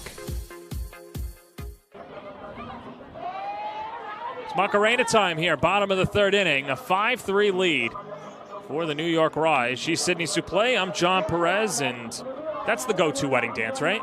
You know, I knew we had future professional softball players, but I didn't think dancers, but they're showing off their moves. But yes, a wedding classic nonetheless. I go with that. Cupid Shuffle's really good. Yeah. I'm a sucker for Apache. That's Jump On It. Jump On It. It's a good one. You know, I think mine would have to be Sweet Caroline. Oh. Not a fan. Did you hear that discuss? That's a hokey. That's a hokey song. So we do in the Midwest. You know what that is? You're bailing out the DJ. You paid all this money for a DJ, and he plays Bohemian Rhapsody and Sweet Caroline at the end of the night because that's 15 minutes that he doesn't have to work. And everyone just stands on the dance floor after 4 hours of accoutrements. Well, I know what you did not have at your wedding. I can say that. That is true, and that's my wife can attest to that. When we spoke to our DJ, who was fantastic, we said no Sweet Caroline. And no Don't Stop Believin' either. Ah, classics. I'm sorry with the 1-2 punch there. Speaking of a 1-2 punch, how about Nicole Mendez? Reached on an error, came around to score, as it'll be 7-8-9 due up for the Rise. And then lifts it foul, 0-1. Mendez is one of those players who's felt like she's been around the game of softball forever. Spent time at AU last season. This is her first time in the pro leagues. She's enjoying it as somebody just being on the team, but she's also making such an impact already for the Rise.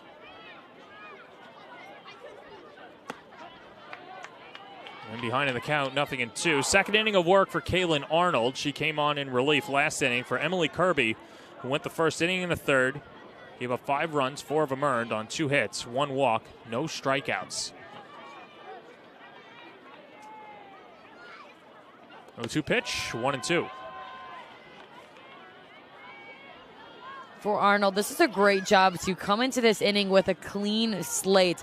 She had to come into a tough situation in the second, but now you have nobody on base. It's your ball game, so take over.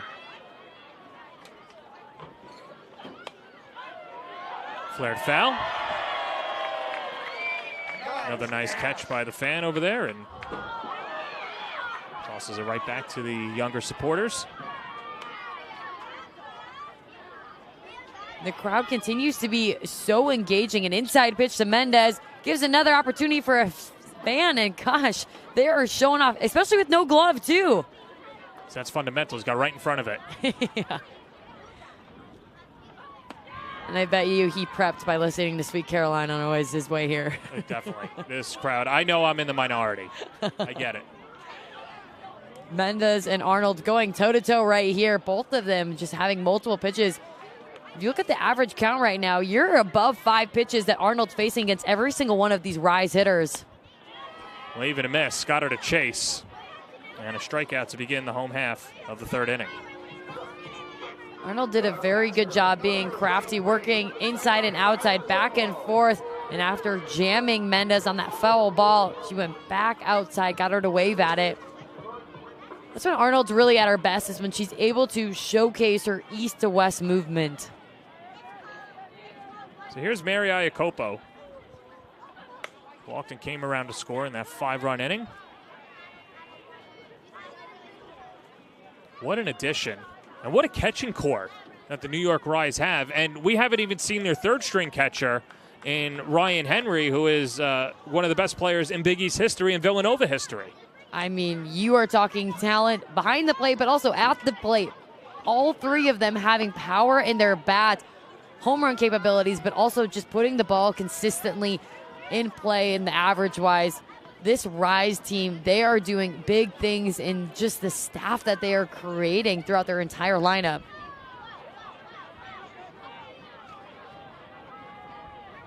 One, 1-2. And also for the capability to be able to give Smith a night off from behind the plate, save her legs. That helps when you are also a hitter and just not overworking yourself. I mean, because this game, this season, once it starts going, the games come on very quickly. And if you can rotate, it will just help both of them be fresher towards the end. 1-2, line foul.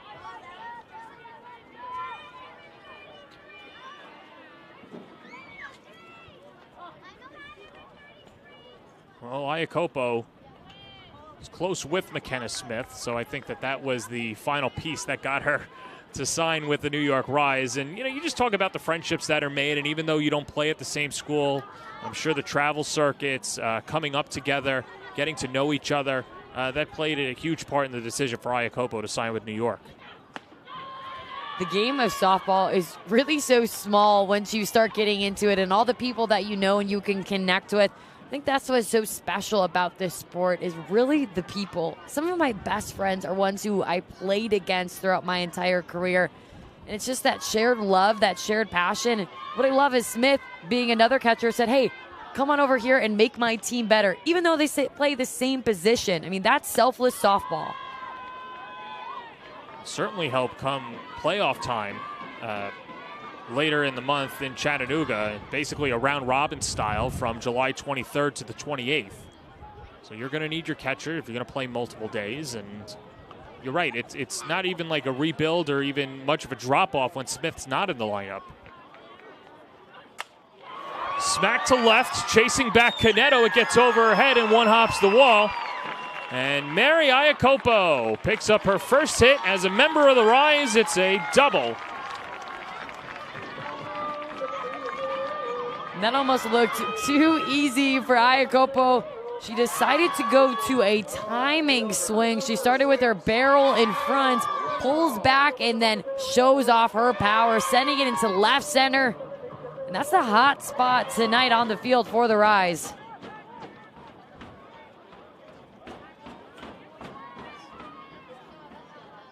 Kayla Wadle steps up to the plate, flew out to center, first time up. She was the last batter that Emily Kirby faced. And she sends it right back up the middle, through for a base hit. Iacopo rounds third, slams on the brake, throws cut off, and over to second base goes Kayla Wadle ahead of the tag. That's heads-up base running, something that Wadle does so well. We've seen her multiple times tonight put the ball in play up the middle. But it was knowing that when that cutoff was going to miss where it was supposed to go, she was in business. Once again, trying to do too much, just poking it through. And it was this play made by center, deciding to go all the way to the cut and not going straight into second base that allowed Wadle to take an opportunity. This will bring us to our third pitcher for the Florida Vibe. And we'll see Alana Vaughter again for the Vibe when we come back on the Varsity Media Sports Network.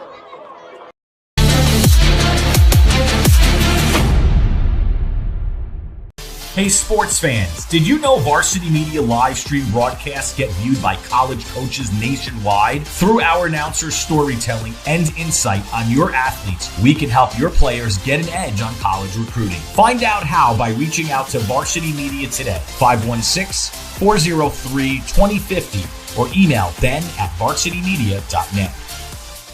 Parents, Varsity Media is now offering ISO video of just your athlete. Why bother with the wide angle that shows every player on? Alana Vaughter comes on to try and put out the fire with the New York leading 5-3 in the bottom of the third inning. They'll have runners on second and third. And just like Kaylin Arnold before her, Vaughter comes on in a hot spot facing the top of the order. Ashley Trewiler steps up to the plate after a 2 RBI single her last time up. And there you see Vaughter starting DP all 3 games, has come on in relief and now hoping that for herself, second time's a charm against this New York Rise lineup.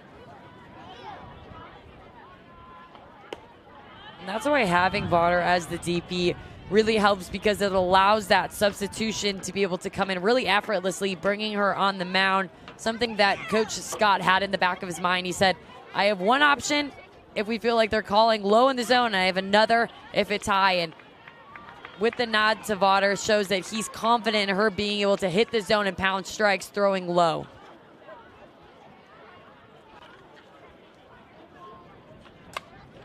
Up the middle, through for a base hit. That's going to roll all the way to the wall.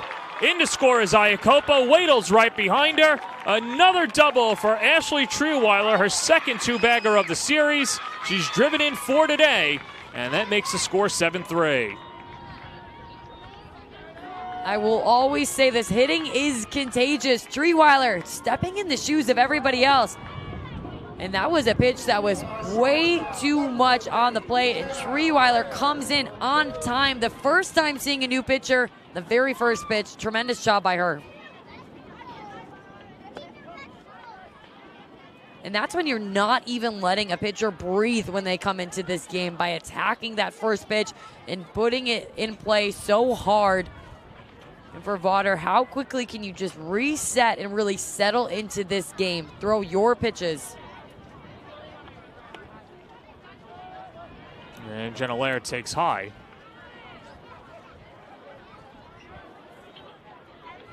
Laird a 2 RBI double her last time up. And pumps it foul down the left field line. We've seen Laird have a lot of success this series, and I want to break down a little bit of her swing. She starts with her feet closer together. What allows her to be able to take that step and create that separation is so much power. 1-2 pitch misses inside, and it's 2-2.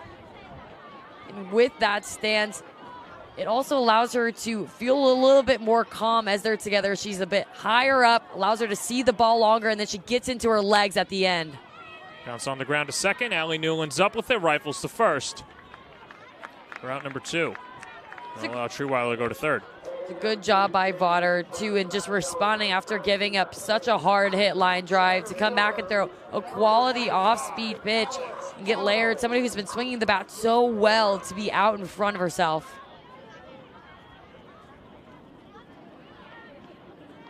Here's Alex Honnold, a single and a walk. It's at the shallow right. It's going to fall in for a base hit. Trewiler in to score, and the hits keep on coming. Alex Honnold makes it 8-3 New York. Those are tough pitches to hit when you're jammed. And for Vaughter, this is a quality pitch. She goes up and in on the hand with just so much power. Allows it to bloop in between right field and second base. Could have been a little bit more communication between Kistler and Newland, so one of them could have went all out instead of trying to dance around each other.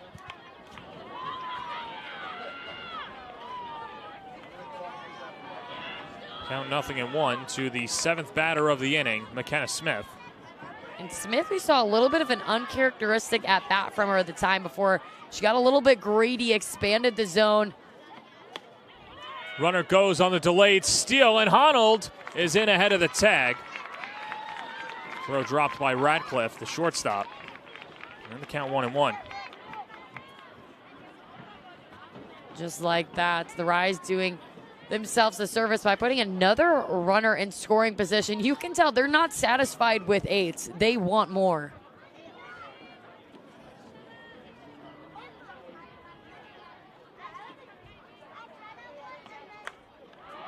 Poked into center, and it's tracked down. Carmen Greenwood in the alley makes the play, and the inning is over. But the Rise had 3 more and take an 8-3 lead after 3 on the Varsity Media Sports Network.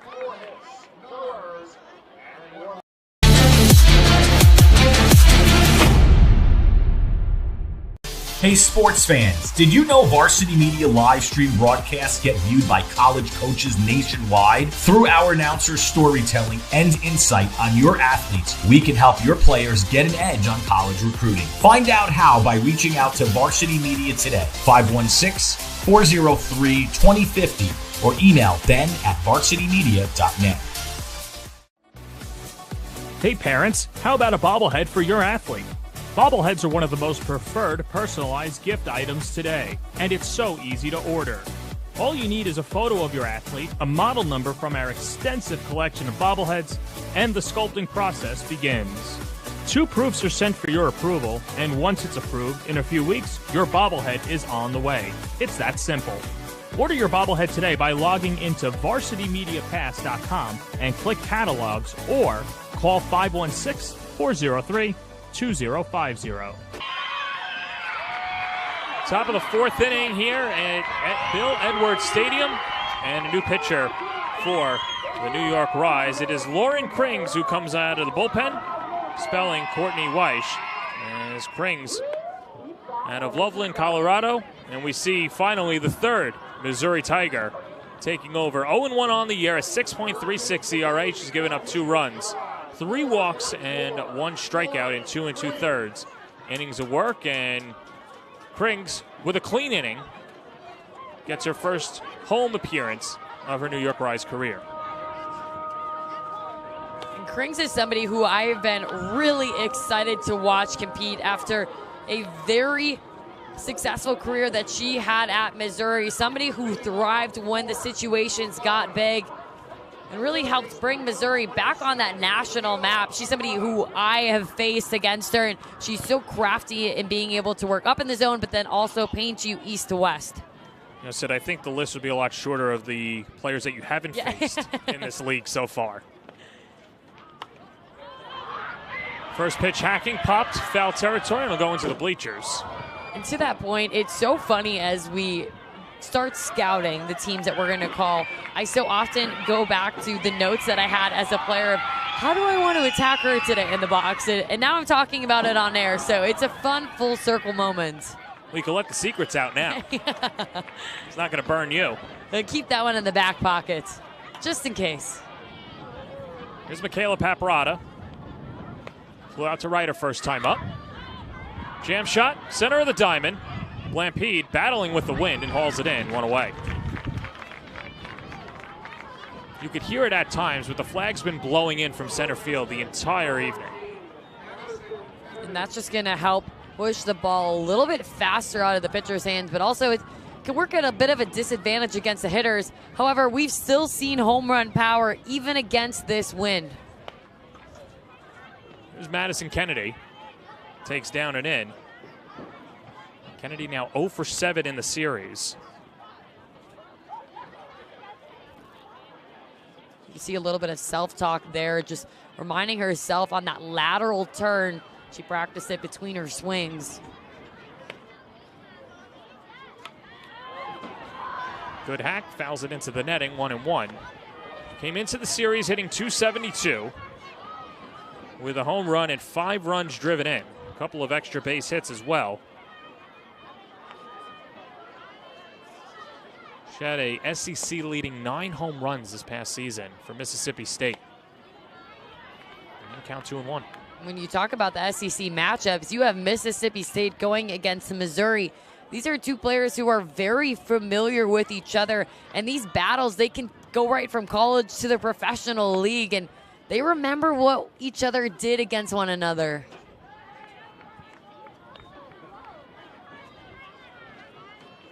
I always wondered when you're seeing a player that you know from the other side of the field, is there a part of your brain that goes off and you just want to compete and get her out regardless of how nice you were before the game? They're always, when you step in between those lines, no matter how nice somebody is, they can be your best friend once the game ends, but when it is your turn to compete, every single one of these women are on this field and in this league because they are huge competitors. So you have to believe all friendships are off. You can give them love after the game, but right now, both of them want to win this battle. Payoff pitch coming from Krings, and that's high, ball 4. One out walk, and Kennedy's aboard. That brings up Katie Kistler. Number 29, Katie Kistler.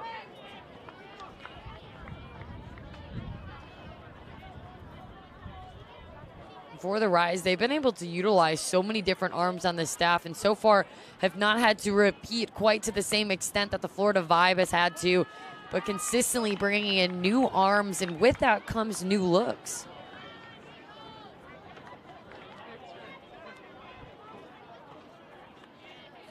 Kistler playing up in the box. Behind in the count, 0-1. And bunts it back to the screen, 0-2.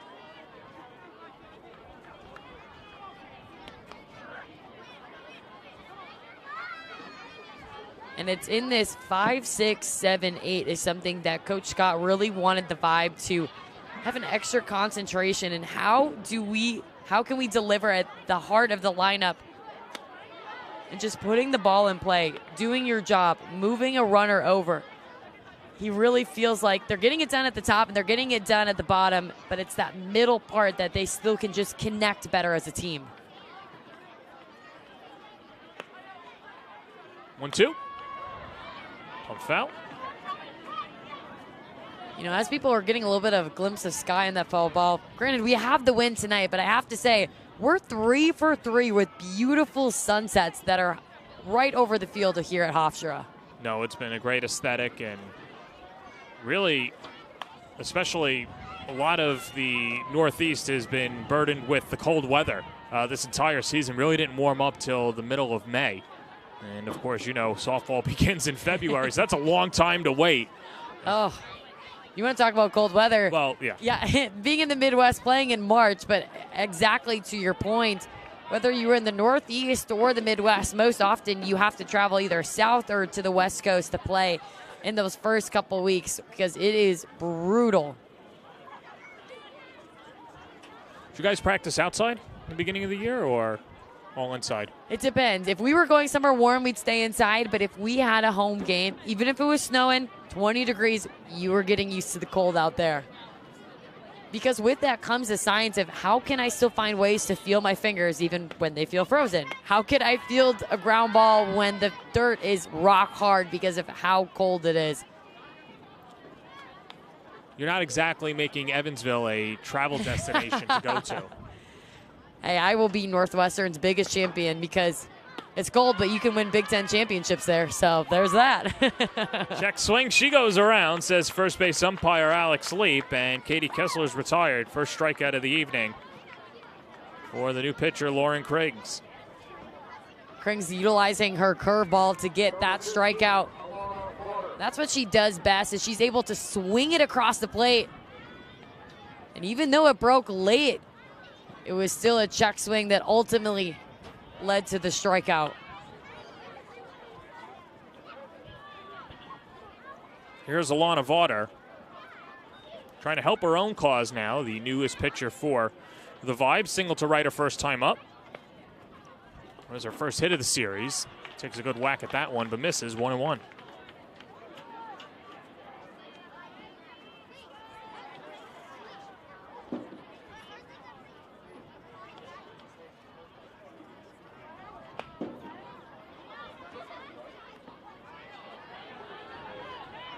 It's a little pass by Iacopo, but no advancement by the runner Kennedy. Well, we mentioned the athleticism, of course, for Vaughter, hitting a home run in her first professional at-bat this year, and bringing a lot to the table, of course, for South Carolina, and a great career at Stanford before that as well.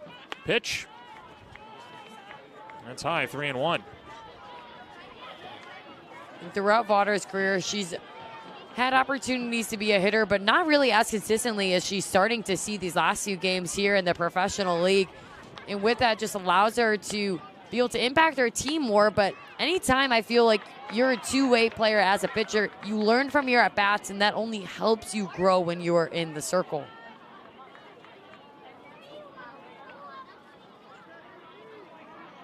Three balls, 2 strikes, 2 outs, 8-3 the lead for the Rise.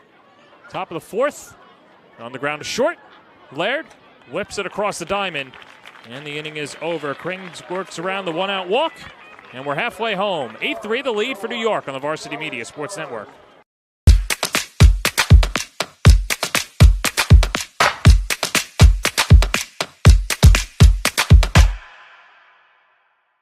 Varsity Media offers live streaming services for any sport. With human beings behind the camera, you can expect the proper coverage angles during each game. We offer customizable options such as live scoreboard, multiple cameras, instant replay, graphics, and even announcers. Find out how you can save $100 off a live stream package with Varsity Media by calling 516-403-2050 or email ben@varsitymedia.net.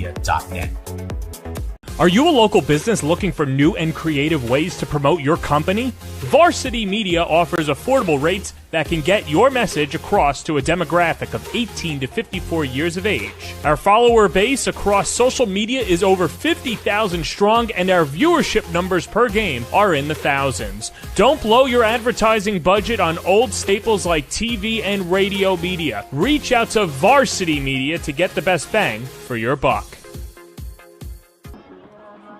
Beautiful sunset here in Hempstead.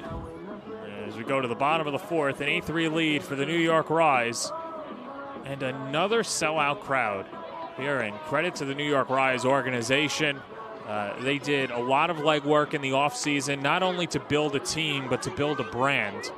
And hoping to become synonymous with softball and the lead for generations. One of the top leagues and field one of the best teams in the country, and this is step one, Sydney, and they've been passing it with flying colors. It starts from the top down. I mean, when you look at ownership, and even, everyone who's in this booth here with us today, producing this, doing the scoreboard, doing the announcing, I mean, it really takes a whole team to be able to put together a professional production and a professional game, and I know it's something that the players feel very grateful to be a part of.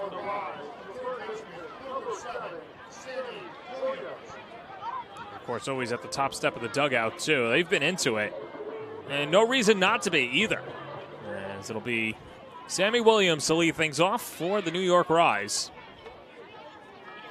Sammy a hit, and then was hit by a pitch, barely, in her last plate appearance. Stranded at first. On the ground to short, tough hop for Radcliffe and into center field. We'll see how they score it, but Williams is aboard in the second pitch of the inning.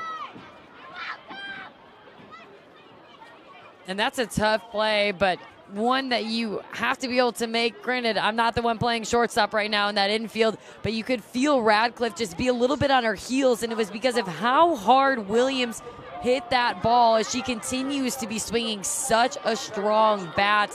Anytime you get caught on your heels, you can really leave yourself vulnerable for a bad hop instead of going to go get it and play it on that short hop.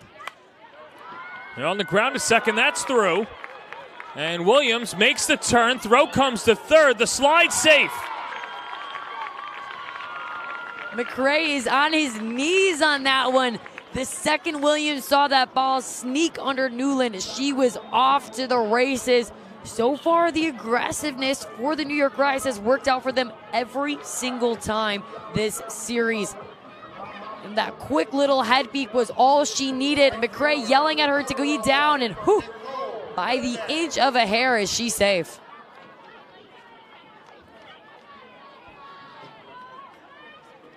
So here's Nicole Mendez.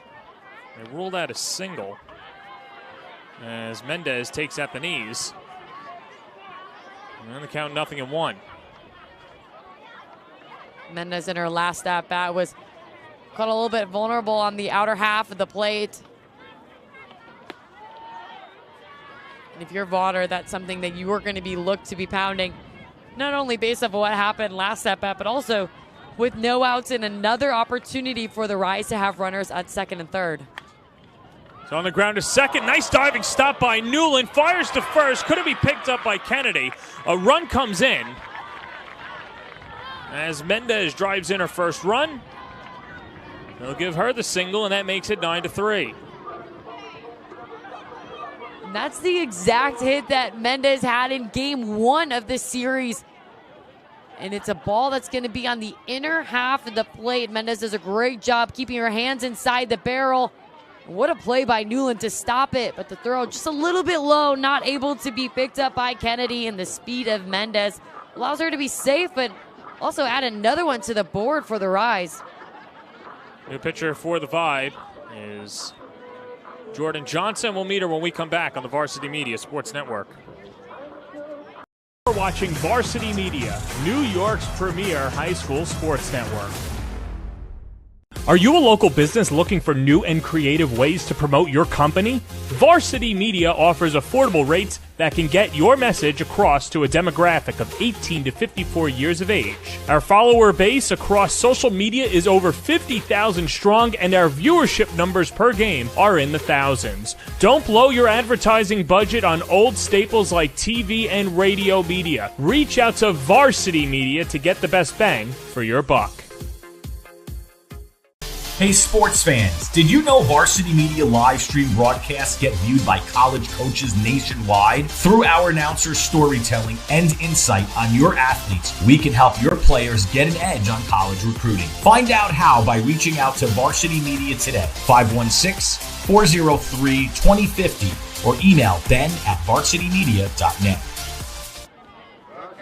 9-3 the lead for the New York Rise. And how about some home cooking? Thank you, Sarah Cornell. Where can we get a piece? Who's going to deliver that up here in the press box? I mean, she is showing it off. I think she's got another career. Well, you know what? She knows the area, is from Westbury, went to Clark, so she knows all the great pizza spots around the area. So thank you, Sarah, for that. And I'll tell you what, New York's been eating tonight. 9 runs on 10 hits. And runners on the corners as Iacopo grounds it to third, picked up by Paprata, her only place to first, and gets the out. I mean, you keep the puns coming. I have to ask you, being the East Coaster that you are and a New Yorker that you are, what is more New York? Would you say it's the bagels that you guys are known for or the pizza? Which one? Every region's going to claim their pizza, so I'm going to go with bagels on that. That's a great question. Thank you. That is journalism. Yeah, putting the journalism 101. degree. Yes, at 2 great institutions. I mean, I have to say, I think I told someone this today. I have ate more bagels in this year of living in New York than I did my entire life, about times 10. You know what it is? Everyone around the country has their favorite pizza spot. But there's something in the water here in New York that makes the bagel special. As Kayla Weidel bangs it foul. I would have to attest with you on that one. But for Weidel, she has been swinging her hottest bat here in Game 3. She has this whole series, and I would say even this season, and it's really her capability to send the ball up the middle in her previous 2 at-bats.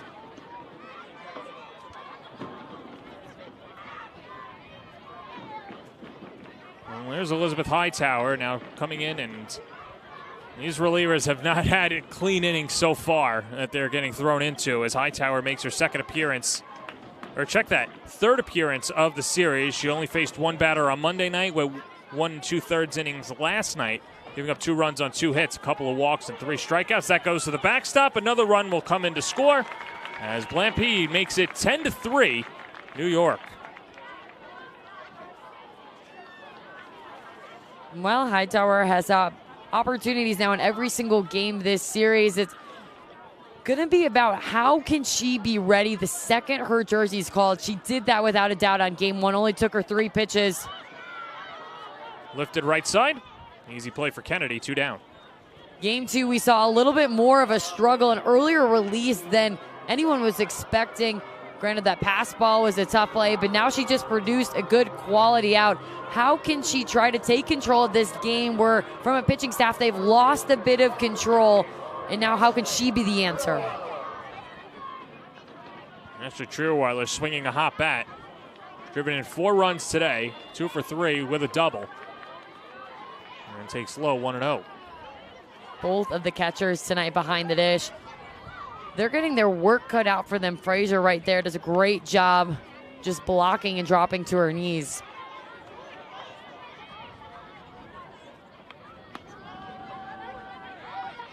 Count 2-0. I have to ask you as a pitcher, how do you get Trierweiler out?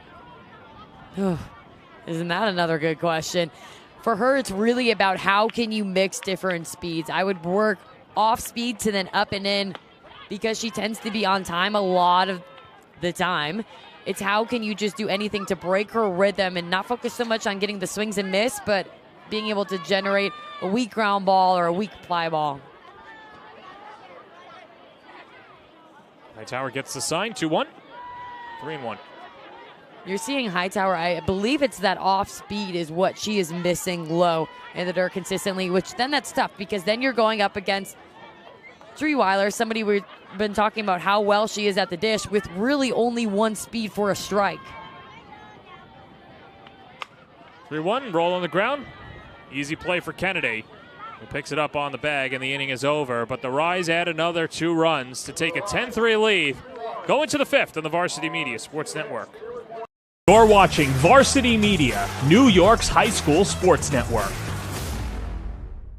Parents, Varsity Media is now offering ISO video of just your athlete. Why bother with the wide angle that shows every player on the field? You just want good video of your son or daughter, and now with Varsity Media's ISO angle, you can get it. Our camera will focus just on your player in the game.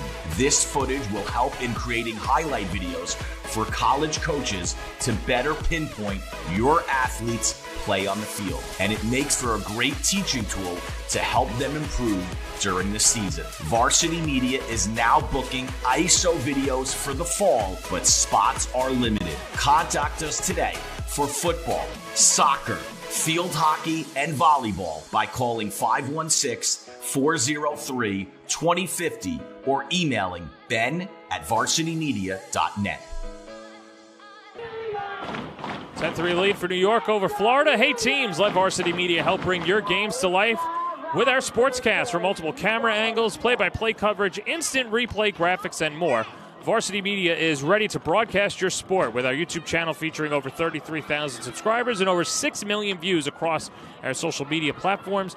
That's a lot of eyeballs to get you noticed. Contact us today to learn more at varsitymedia.net, any social media channel at Varsity Media.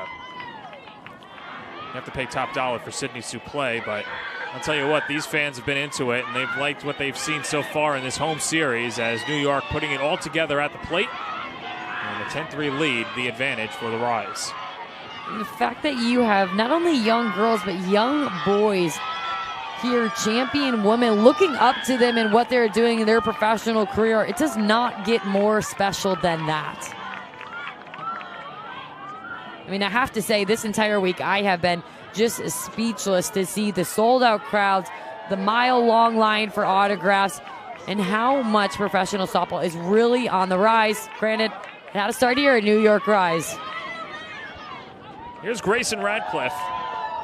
4-6-3 double play in her only at-bat against Courtney Weiss, who went the first 3 innings. Lauren Kring faced 4 batters in the 4th inning, had a strikeout and a walk. Ground out and a pop out.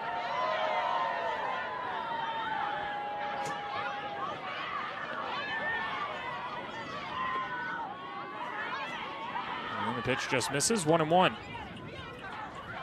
And I have to give a lot of credit to the pitchers who have come in late in the game for the Rise. They've really been the steady fest that's allowed this team to come back in a lot of situations or keep the lead. And Krings is another example, somebody who is just pounding the zone but being very effective early. Yeah, Krings, like we mentioned, from Missouri, out of the SEC, one of 3 Tigers on the roster. Threw over 600 innings at Missouri, a 57-32 career record. And I know this stat will haunt her. 599 career strikeouts. So Couldn't close. get that one more. And that should be a fun fact question, if she even knows that as well. So often these pitchers, they're just competitors. They don't know their numbers. They don't know the records that they hold. They just know how they helped win ball games. Well, I'll tell you what, she knows the 2 no-hitters and the perfect game that she had. That she absolutely does. And she's just a fun pitcher to watch how she competes. I really love her style of pitching. If you look at this front arm that she has, she's going to wave it before every pitch. It's her way of keeping herself loose when she gets into that arm circle. 2-2, cute foul.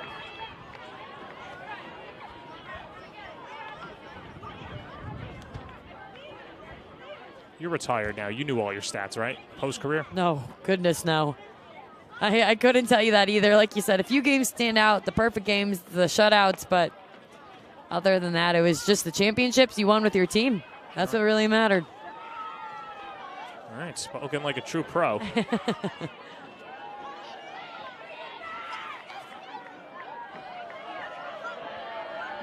Infield straight up.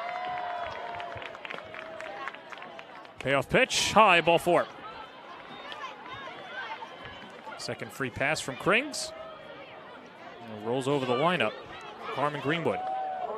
Both of those free passes, it's just been Krings who she gets ahead and then she's getting a little bit too nitpicky, I'd say, nibbly on the plate, and instead of just really trusting those strikes that got her earlier in the zone and pounding it, she can't let a batter off the hook that much at the end. That one's popped up. Easy play for Williams. Snaps it to first, not in time. Williams always hunting for that second out. Great job reading the bunt, crashing, and then just turning and firing. So here's Kara Canedo. Walked and came around to score in the first inning. 2 runs in the first, 1 in the third for the Vibe. 3 runs on 4 hits. They've committed 2 errors. And we count nothing in 1 to Canedo. Reached base in every game so far this series. And was struggling coming into this series. 0.79, but has really picked up.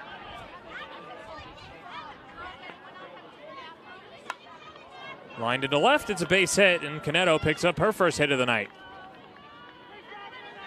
And to your point about Canedo, coming into this series, she was a lot of high Ks and no walks, and that tells me that she wasn't getting deep into the count. She wasn't really being selective of the pitches she wants to attack, and I think that's been the biggest difference maker that's allowed her to have a lot of success, is just understanding what's her power zone part of the plate that she can go attack. Here's been the best offensive player for the Vibe tonight, Allie Newland, a single and a solo home run in 2 at-bats. First pitch misses, 1-0.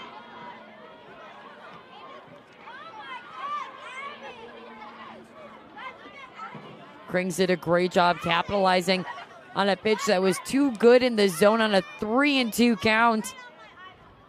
And if you're Krings, you absolutely know that. And now she's fallen behind 2-0. You want to be careful within a hitter's count to not give anything too good. Well, the one thing is, Trueweiler can hit it 700 feet. It's not going to tie the game. Still want to keep her in the ballpark. That will. Goes to second. Blampede tags the bag. Fires to first. A double play. Blampede showing off the leather in this series. Put a star on that one. As we go to the bottom of the 5th. 10-3 the lead for the Rise.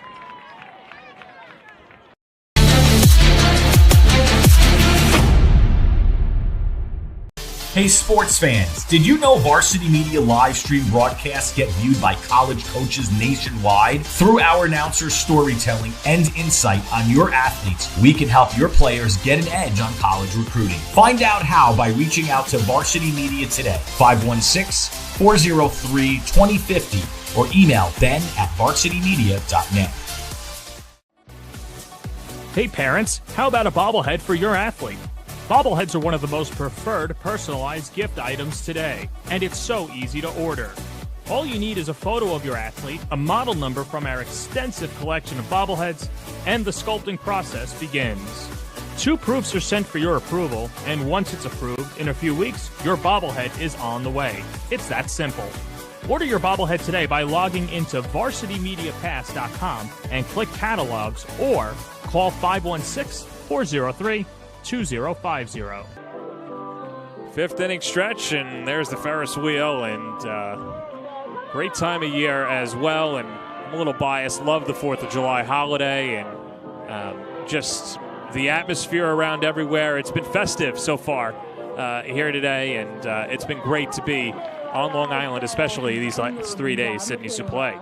I have to agree. This is my first holiday week, I guess you could say, up here on the East Coast, and there's definitely something special about it. And then to be playing softball on the day, I mean, I'm going to claim it as America's sport. That's what I'm going to say. Yeah.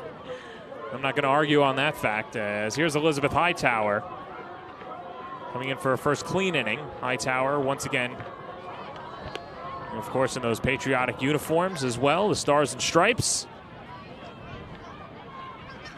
I wonder if there are 50 stars on that. There's probably more than 50 stars on that uniform, right? True. I think you should count. Let me know when you're done. Yeah, I got to get my binocs. For Hightower, she is somebody who had a successful career at Florida. She threw 70% screwball. However, since coming into the pro leagues, she's developed a changeup. And I just think that is so smart of her to feel like, hey, I was really good, but now I'm going to take a step up. How can I continue to grow my game? She's got the 9th most shutouts in Gators history. All SEC second team selection, was part of that 2019 All SEC freshman team.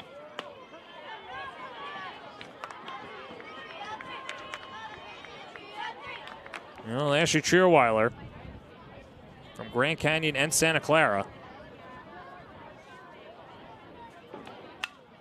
Or check that. Jenna Laird serves it into right field. It's a base hit. Start off the 5th inning. So the Tiger against the Gator. If there is a hole on the field, I think Laird has found it. I mean, she has went left field, left center, right side.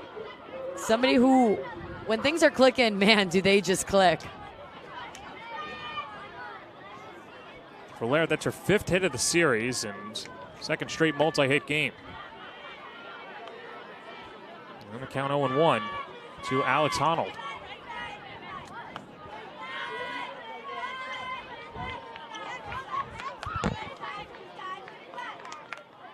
Honnold, an RBI single her last time up. Skips past Frazier and allows Laird to go to second.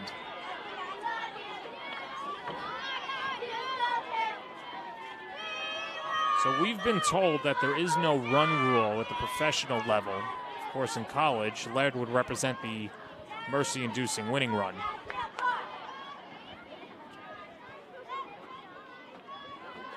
It's definitely an interesting difference, but it allows the teams to play longer, the fans to see more softball.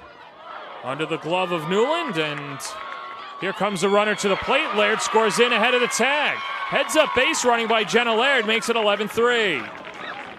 Showing no mercy is Laird. What an incredible job at always looking for another run, another base. And that is McRae Craft to its finest. Taking advantage when the other team is not looking and playing a bit on their heels. We got a pinch hitter. This will be Ryan Henry, the 3rd string catcher, but you see the team loving it, and I think a lot of the players weren't sure if there was a mercy rule either, as this will bring up Ryan Henry.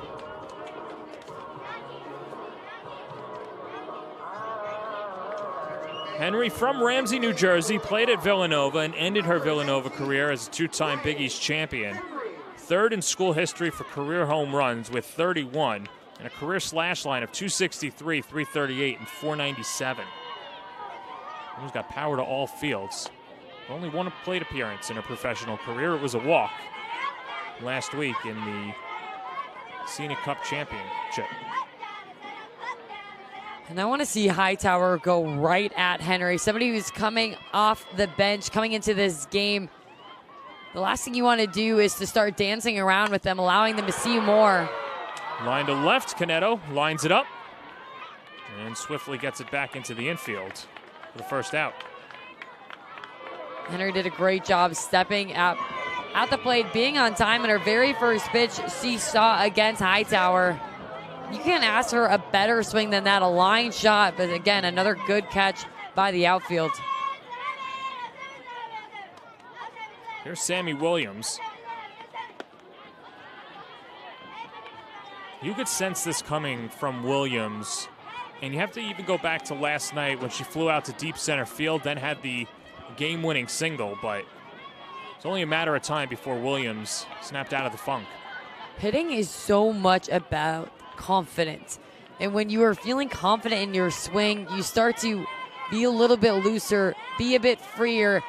And I think that's what you're starting to see in Williams. She's always had the talent, but she is so confident at the plate right now. 1 for 2 on the day, scored 2 runs, was hit by a pitch back in the second inning. Line to left center field, that's in the gap. It's an extra base hit. Honnold stops at third. It's a double for Sammy Williams, who picks up her second hit of the day.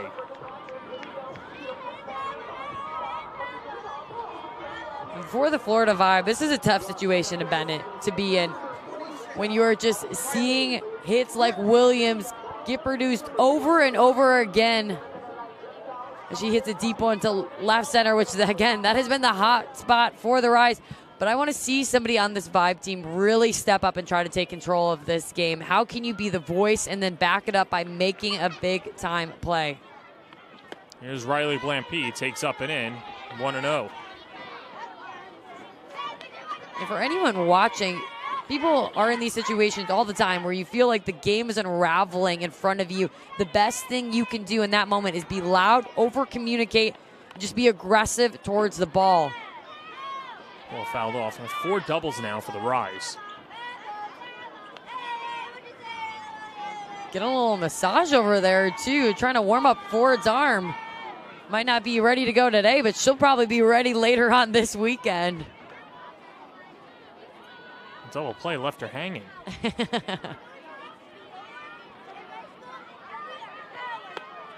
How good was Ford in game 1? 4 shutout innings, 4 strikeouts, and did so many things well. So crafty, and you can see her start to find even more of a comfort zone with this team. And I watched her throw her bullpen yesterday. She's working on a few different things with her front side, which I think is really going to open up this game. Blampede, deep left field, it's gone! A 3-run home run for Riley Blampede, her first of the year, and the Rise have opened it up.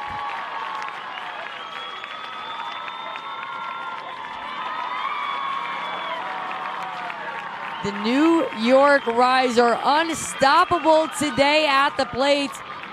Blampede just following in the footsteps of her teammates before her, and she will take a ball that was on the left side of the plate on the outer half all the way, pulls it to left field. And she's been somebody who has just been waiting to have her breakout moment, and she does it right here and continues the huge lead that the Rise has. Mike Scott comes out of the dugout, and he brings his lineup card with him, so we'll see some shuffling of the defense and probably a new pitcher as well. Hightower taking off the face mask, and see the new pitcher. It will be Jordan Johnson to take over for the Vibe. We'll step aside when we come back. I'll introduce Jordan Johnson on the Varsity Media Sports Network.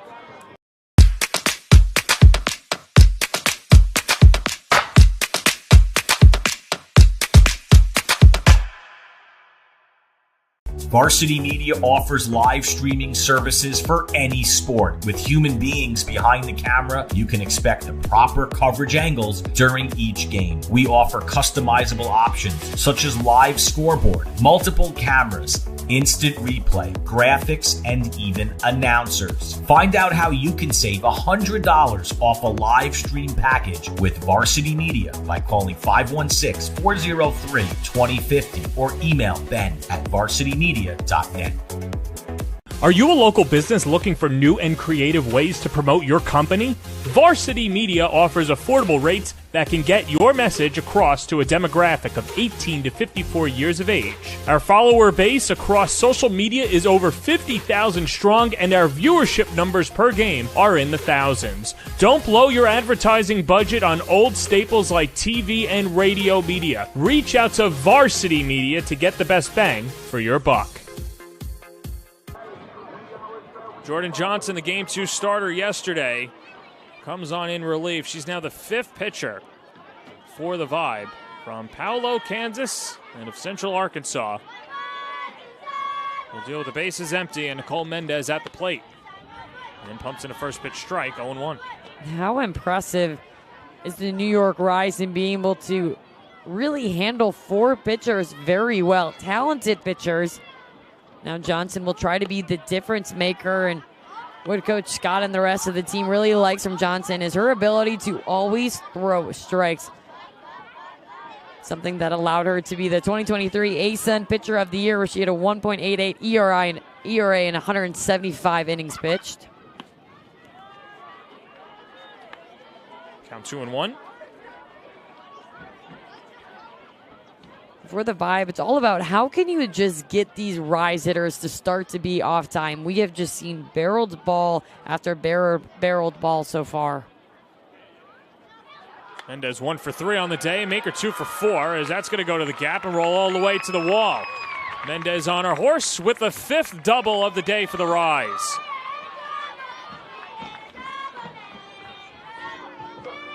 And the smile, you have to love. We talked about being friends with people on both sides. I mean, that's what it's all about. But the confidence that Mendez is building right in front of her eyes, you see that from her swing. We've seen her do it all tonight. We saw her lay down a bunt, hit a double. And so we'll get another substitution as McCray will start to empty his bench. Lisa Ianson coming on and giving the official word to Gil Zayas. It'll be Shanice Dels making her first at-bat of the season. Let the hitting pitchers hit. I'll be their biggest advocate. And the team helping her, making sure she has that Evo shield. The last thing they want is one of their arms to take a silly hit by pitch. Well, she comes in for Mary Iacopo, and you'd imagine that Henry's going to take that spot. As Dels steps up to the plate.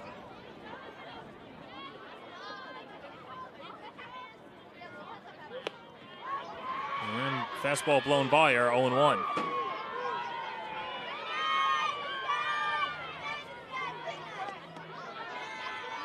For Johnson, this is an opportunity to really hammer the zone, knowing that Dels has not had any opportunities to face live pitching in a game situation the last how many weeks. This is your opportunity to really utilize your stuff against her and secure the second out. Wave and a miss, goes chasing, 1-2.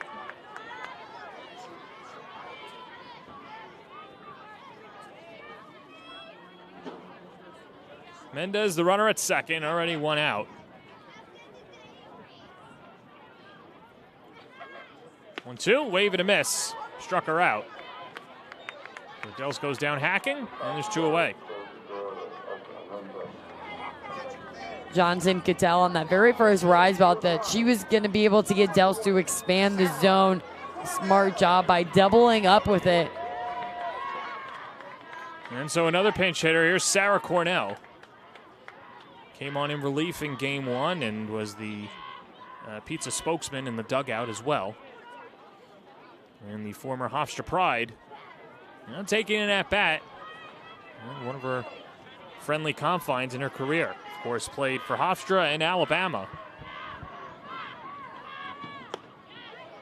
And waves through a rise, 0-1. There's a little bit of fire behind Johnson on the mound. When you're having players who haven't hit yet sub in, you can use that as a motivation, saying they think they can get a hit off of me. Well, let me show you this. And she is blowing it by, and really the best pitches we have seen so far today, and that might have lit a fire inside her that's not going to burn out anytime soon. Popped up left side. So shortstop Radcliffe makes the play. And the inning is over. First time since the first inning, the Rise do not score, but they lead at 14-3 going to the 6th on the Varsity Media Sports Network. You're watching Varsity Media, New York's premier high school sports network. Are you a local business looking for new and creative ways to promote your company? Varsity Media offers affordable rates that can get your message across to a demographic of 18 to 54 years of age. Our follower base across social media is over 50,000 strong, and our viewership numbers per game are in the thousands. Don't blow your advertising budget on old staples like TV and radio media. Reach out to Varsity Media to get the best bang for your buck.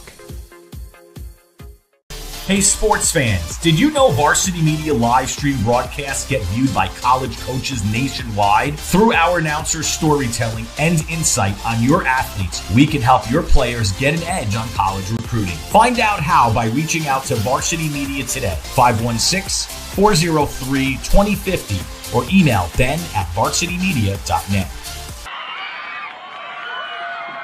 Well, and some bookkeeping now behind the plate for Iacin and Rodney McCray, of course, and I have to imagine there's some re-entering in there as well. So Cornell comes out, Wadle goes back out to the outfield, and she'll be in left field, and she's one of the pinch hitters, and Iacopo there as well. Well, while we have this moment, we'd like to thank our sponsors as well for making New York Rise and this season possible. Our good friends at Hofstra, New Balance, Wilson, Azuri Transportation, Vincent's Clam Bar of Long Island, Erica Cole Salon, Polsky Sports and Entertainment, Print Station, Catcher Matrix, and Lululemon. We appreciate all your help to support pro women's softball in New York. Rise up. From the sponsors to the fans, this community has welcomed the New York Rise with open arms, and that's playing a huge part in the success that we've seen from this team in their homestand as they look to secure their third win and sweep their first week at home. Well, they're sitting pretty now with an 11-run advantage in the top of the 6th, and Lauren Krings will begin her third inning of work. Dealing to Sierra Frazier, 4-5-6, due up for the Vibe.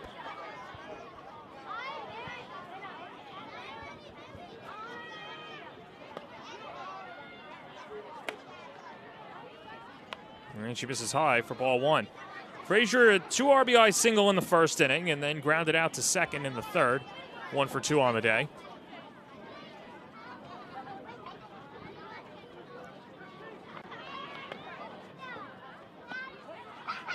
And pitch dotted on the inside corner, 1-1. For Frazier right now, how can you not try to do too much? Understand that there's no way you can hit a home run that's going to bring you to 14 or to 15 runs. But just find a way to generate a little bit of spark and make your way towards first base. And against Kring, somebody who's either going to that rise curveball, a lot of those pitches are going to be breaking up. It's important to find the middle to the top part of the ball. 2-1, roll on the ground to short. Easy play for Jenna Laird, 1 away. Laird has made it look effortlessly over at shortstop, fielding a lot of hard-hit balls. This Rise team, who had 3 errors yesterday, really cleaned it up defensively tonight.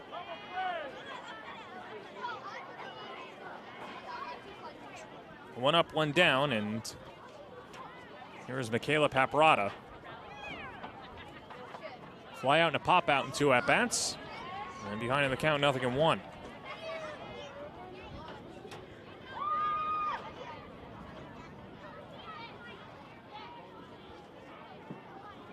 For the Vibe, you are going all in for this game until the very last out. But again, it's creating momentum. How can you start to do the little things right? And even a base hit here, how it can bring confidence in that momentum going into your next series.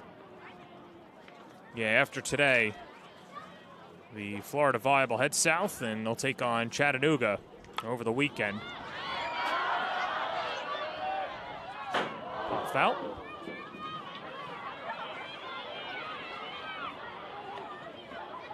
Everybody who's been getting the foul balls today is tossing them right to the younger fans that we have in the stands. Well, it's prime property because with the autograph signing after the game, you want to get as many signatures as you can.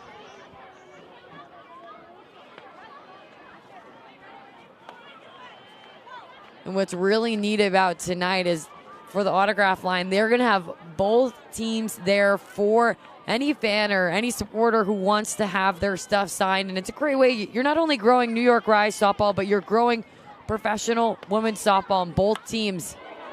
Driven to deep left field. That ball is gone. Solo home run for Michaela Paparata. And she drills it over the fence in left field. Her first home run of the year, and that makes it 14-4.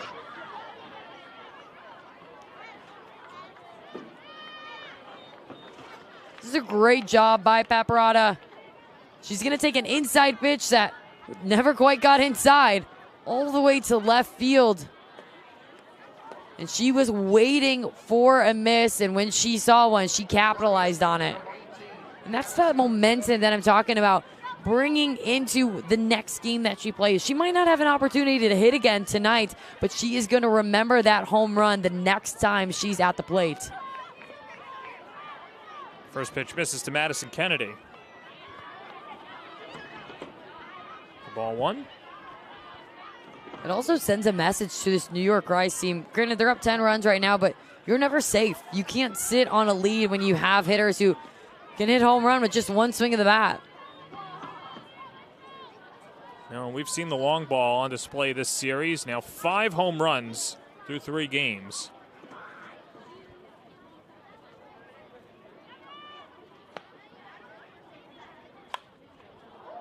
Scalded, right center field. Alex Honnold, 2 outs.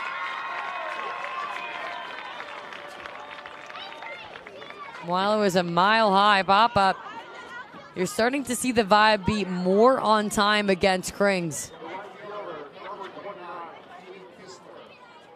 Well, she came on in the 4th inning, and through 2 2/3 of an inning, she's just allowed the 1 run on 2 hits.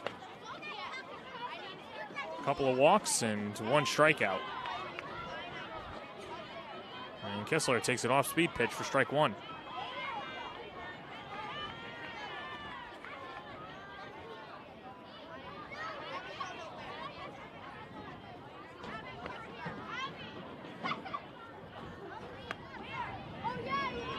Just misses, 1-1.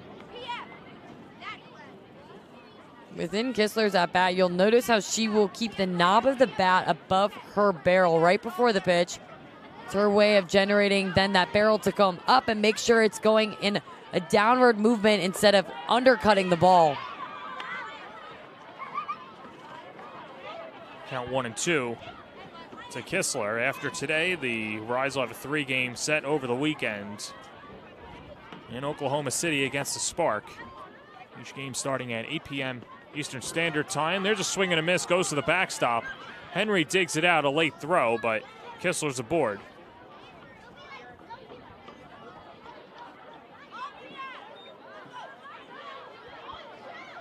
And that's always a tough break as a pitcher when you do your job in getting the swing and miss. And that's when that, you know, Iacopo, being the competitor that she is, would love to have that one back. But now can the Vibe continue to take advantage of putting a run on the board and now having a base runner at first base? And so Iacopo will go out there to talk to Krings. Get on the same page.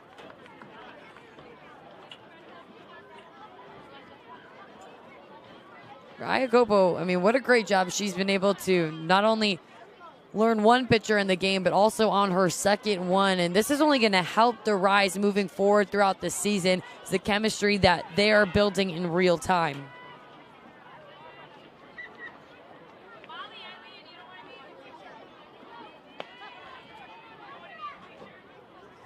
One-0.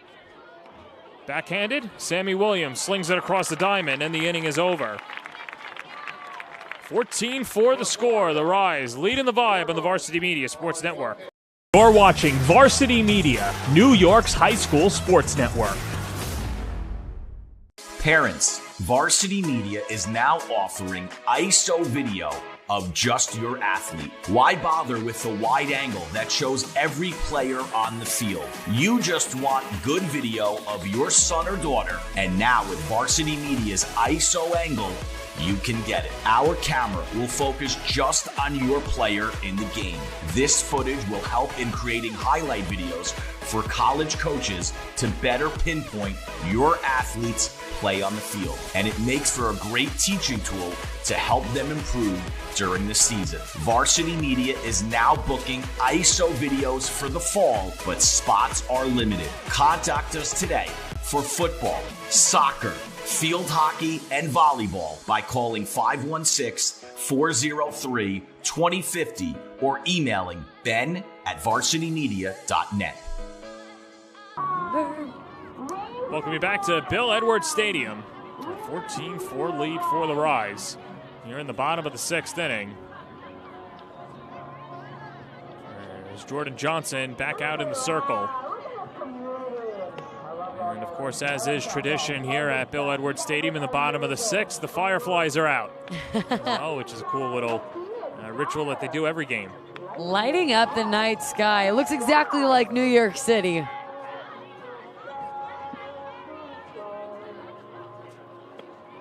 For this home crowd, you have to take a little bit of a pride in what the Rise has done in these last 3 games and know that you're a part of it, whether you're watching at home or you're here with your flashlight out with us tonight. So here's Ashley Trueweiler. Stepping up to the dish is her 5th plate appearance of the evening. Driven in 4 runs with a double. The Rise have hit 5 doubles collectively as a team. And Trueweiler takes strike 1. Trueweiler, Jenna Laird, and Alex Honnold, 1, 2, 3 for the Rise.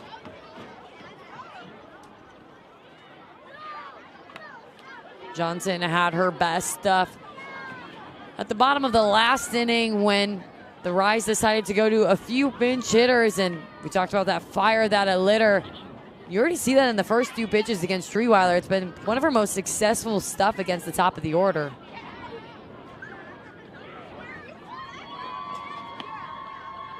Takes outside, 1 and 2.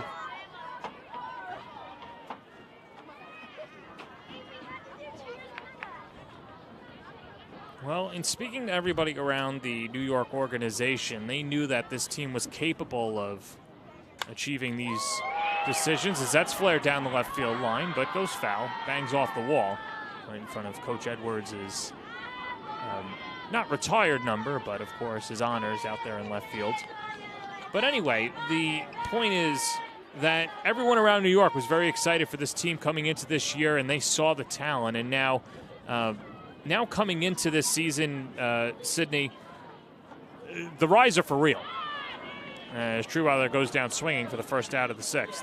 They absolutely are. And when you talk to Coach McRae, he said, we will always have pitching, and that will keep us in ball games. But as they're starting to build their identity, not only do they have pitching, but I would also say they have very athletic hitters where they're providing home run power, but what they're doing on the base pass is really separating them. Jenna Laird under the glove of Michaela Paprada into left field, a base hit. And that's the 3rd hit of the day for the Long Islander.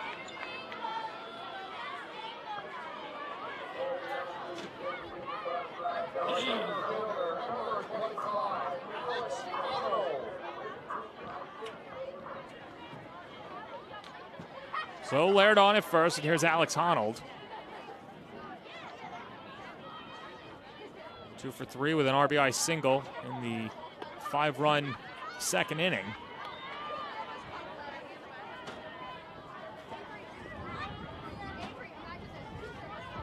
For the Rise, they've been so contagious and deadly, top through bottom, 1 through 9, in terms of their run production, who's getting on base and driving each other in, and that's the mark of a very talented team. Honnold now 5 hits in the series, and he's done a good job in center field. This could be 2. Radcliffe steps on the bag, fires to first, not in time. Honnold legs it out. But Laird is wiped off the base paths, and there's 2 away. I like the thought there by Radcliffe, and Kennedy did a great job picking it. Taking a little sneak peek inside the Rise's dugout. And once again, we get Cornell. She loves the camera. She's trying to send us a little bit of a message. Not quite sure what she's saying besides that she loves New York Rise softball, of course. I think that's exactly what she said. I'm not a lip reader at all. As Ryan Henry back out to the plate now. Remember, Henry came on for McKenna Smith. So this is her second at-bat. In that DP spot. Swings and misses through a Rise. 0-2. She had a line shot that was robbed by the outfield. Really do think we need to get double plays workout routine. Yeah. I don't think he's a cardio guy. Just upper body, no legs. That's it, yeah.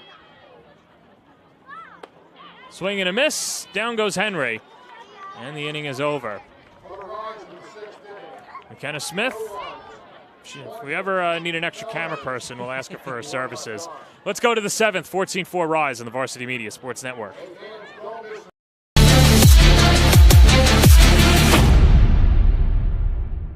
Hey sports fans, did you know Varsity Media live stream broadcasts get viewed by college coaches nationwide? Through our announcers' storytelling and insight on your athletes, we can help your players get an edge on college recruiting. Find out how by reaching out to Varsity Media today, 516-403-2050, or email ben@varsitymedia.net.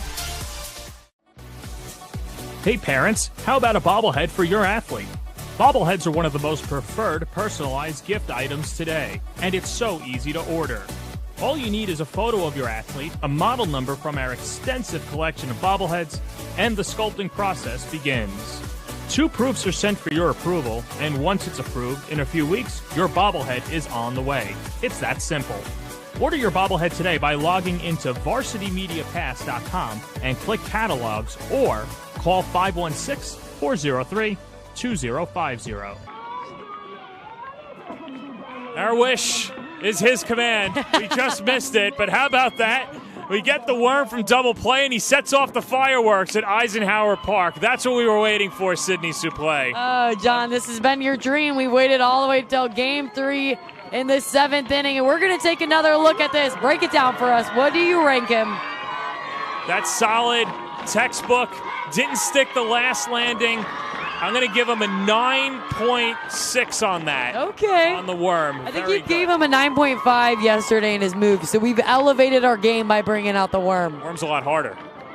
And he had 3 of the 4 there. So good job there by Mr. Play. Excuse me, Dr. Play. He didn't go to softball medical school for no reason. Oh, my goodness. I mean, that's just a glimpse at the fun that people are having at this stadium. We've seen so many events, and that was really one of the goals for the Rise when they decided they wanted to commit to this. They wanted to go all in and create a very similar atmosphere that you see at every other professional sporting event. So Lauren Krings would come on and trying to get the final 3 outs of the ball game.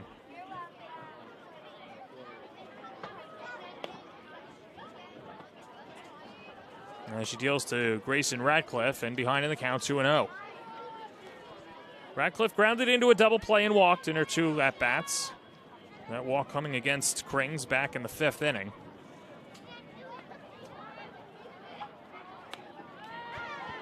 Fisted foul, 2-1. For Krings, right now you just want to pound the zone. You have a 10-run lead. You need 3 outs. Trust the defense behind you.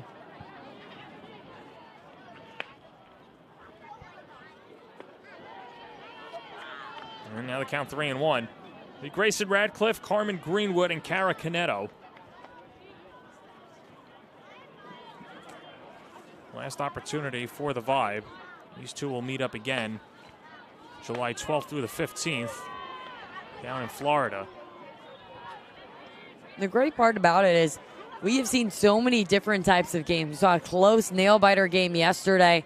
You're seeing the Rise really shine out in their bats, but when they face each other again in just really 2 weeks, it could be a whole new ball game.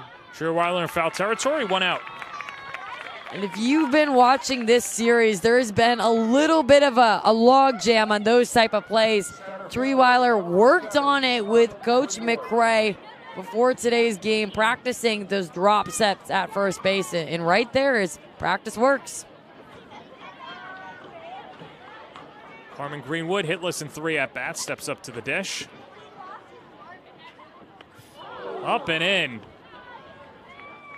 Not sure if it caught her elbow or her shoulder, but she'll trot over to first.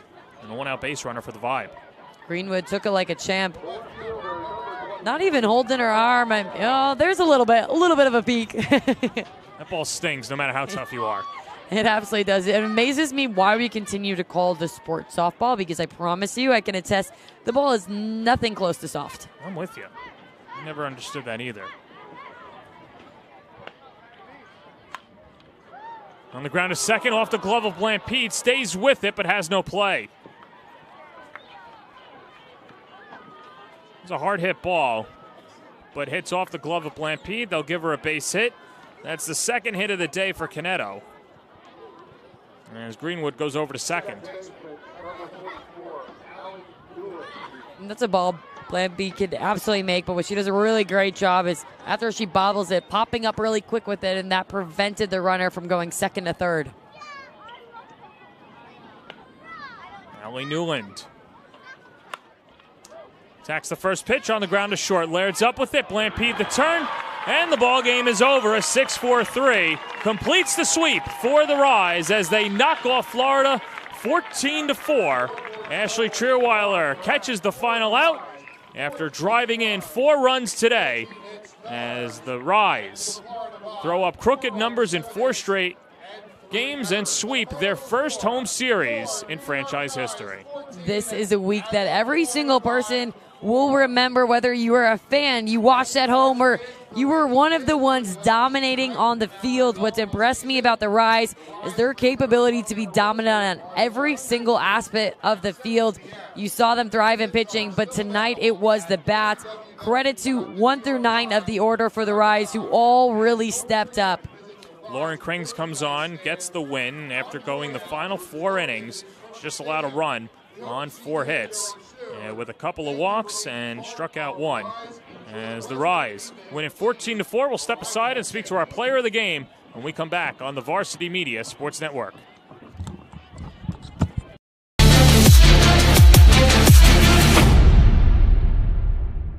Hey sports fans, did you know Varsity Media live stream broadcasts get viewed by college coaches nationwide? Through our announcers' storytelling and insight on your athletes, we can help your players get an edge on college recruiting. Find out how by reaching out to Varsity Media today, 516-403-2050, or email ben@varsitymedia.net.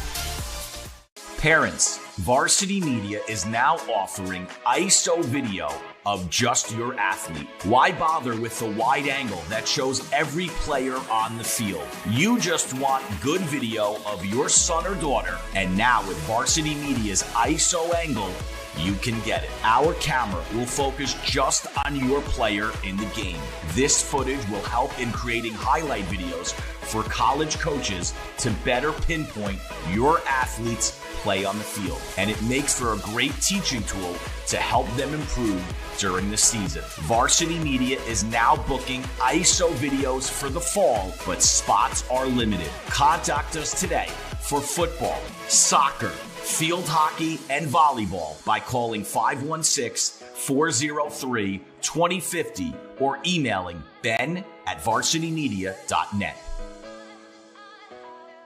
Are you a local business looking for new and creative ways to promote your company? Varsity Media offers affordable rates that can get your message across to a demographic of 18 to 54 years of age. Our follower base across social media is over 50,000 strong, and our viewership numbers per game are in the thousands. Don't blow your advertising budget on old staples like TV and radio media. Reach out to Varsity Media to get the best bang for your buck. Varsity Media offers live streaming services for any sport. With human beings behind the camera, you can expect the proper coverage angles during each game. We offer customizable options such as live scoreboard, multiple cameras, instant replay, graphics, and even announcers. Find out how you can save $100 off a live stream package with Varsity Media by calling 516-403-2050 or email ben@varsitymedia.net. Hey parents, how about a bobblehead for your athlete? Bobbleheads are one of the most preferred personalized gift items today, and it's so easy to order. All you need is a photo of your athlete, a model number from our extensive collection of bobbleheads, and the sculpting process begins. 2 proofs are sent for your approval, and once it's approved, in a few weeks, your bobblehead is on the way. It's that simple. Order your bobblehead today by logging into varsitymediapass.com and click catalogs or call 516-403-2050. Welcome you back to Bill Edwards Stadium. The fireworks still going off. We've got some fireworks in the booth as well. Ashley Treeweiler, our player of the game, and we welcome you up here into the broadcast booth. Ashley, congratulations on the series sweep. You know, it's interesting. We were talking about it on the broadcast. That first game, you strike out your first 3 at-bats, but then hit a home run, and it seems since then all the momentum has gone in your favor. So what changed for you and has turned on the lights for yourself? Honestly, my teammates, for sure. Obviously, it's a team sport, and I can't succeed every time, but, I got teammates in the dugout who have my back, and, they see me getting down after that 3rd strikeout, and they're like, hey, you bounce right back. The next one's yours, and, that kind of motivation for sure. That's, I think that's what flipped the switch for me. Courtney's my girl. She got me on the pep talk before that last at-bat in the first game, and, since then, kind of like you said, but we play a game of failure, so it's kind of just rolling with the punches and trying to make the most out of each opportunity and, supporting my teammates when I'm not succeeding. Absolutely, and the chemistry is real in terms of how it's shining through within your guys' play. We've been talking all throughout these 3 games. What a week it's going to go down in history, the first ever in this franchise. Talk to me a little bit about what these last 3 games have meant for you. Honestly, we're making history as a team every day, being the first, this being the inaugural season for the program, and just, it's awesome. There's no group of girls that I would rather be out there doing it with. From day one, we've all clicked so well, and it's just, we play for each other to the right and to the left. Everyone's in it, not just for, the victory or the crown or anything like that, but we're in it for each other because we really, we love each other, we care about each other, even though we just met, 2 weeks ago, most of us, I don't know, just being able to get this first series sweep, it's a tribute to not just the talent we have as individuals, but the commitment we have to each other as teammates and as friends and as sisters. So. And who really leads that charge to get you guys gelling as a unit? Gosh, who doesn't is the good answer to that question. Obviously we have McKenna. She's the CEO of energy out there. There's no louder voice on the field than her. In the dugout, you're always hearing her. It's awesome. But then we have vets. We have Jalen Ford and Kayla and Sammy and Nicole and, all these girls who've been through it before, and just seeing the way that they lead and the way that they approach the game. For me as a rookie this year, having those girls as teammates, I look up to them so much, and it's just huge to have that kind of support within the team. It's you can always learn from everyone on the team, and I think it's just everyone has a role as a leader on this team. It's not anyone's new to the game. We've all been playing for the majority of our lives, so I'd say there's not just one person leading the charge, and everyone kind of plays a role in that, if that makes sense. Your team might have caught a few people by surprise in the Scenic City Cup, but after winning that and what you guys have put on display this week, you're not hiding from anybody anymore. No, ma'am. What should people expect from the New York Rise for the rest of this season? They should expect a show. We're going to go out there, we're going to have fun, we're going to play for each other, and we're going to play for just the love of the game. So I would expect, honestly, the same thing that we've put on out here. A lot of energy in the dugout, a lot of energy on the field, and you can just, obviously you can just see the way that we all gel together on defense, on offense, everything. So I'd expect that kind of consistency going forward too. Well, Ashley, congratulations on the victory. And the New York Rise will be taking their show on the road as well as they go to Florida over the weekend. Our next broadcast will be on Monday, July 15th, with coverage beginning at 6:45 p.m. So that'll do it for our entire crew. Happy 4th of July, everybody, from Eisenhower Park and Hempstead. This is John Perez on behalf of the entire Varsity Media crew, wishing you a happy and safe 4th of July holiday. This has been a presentation of AFP Softball on the Varsity Media Sports Network.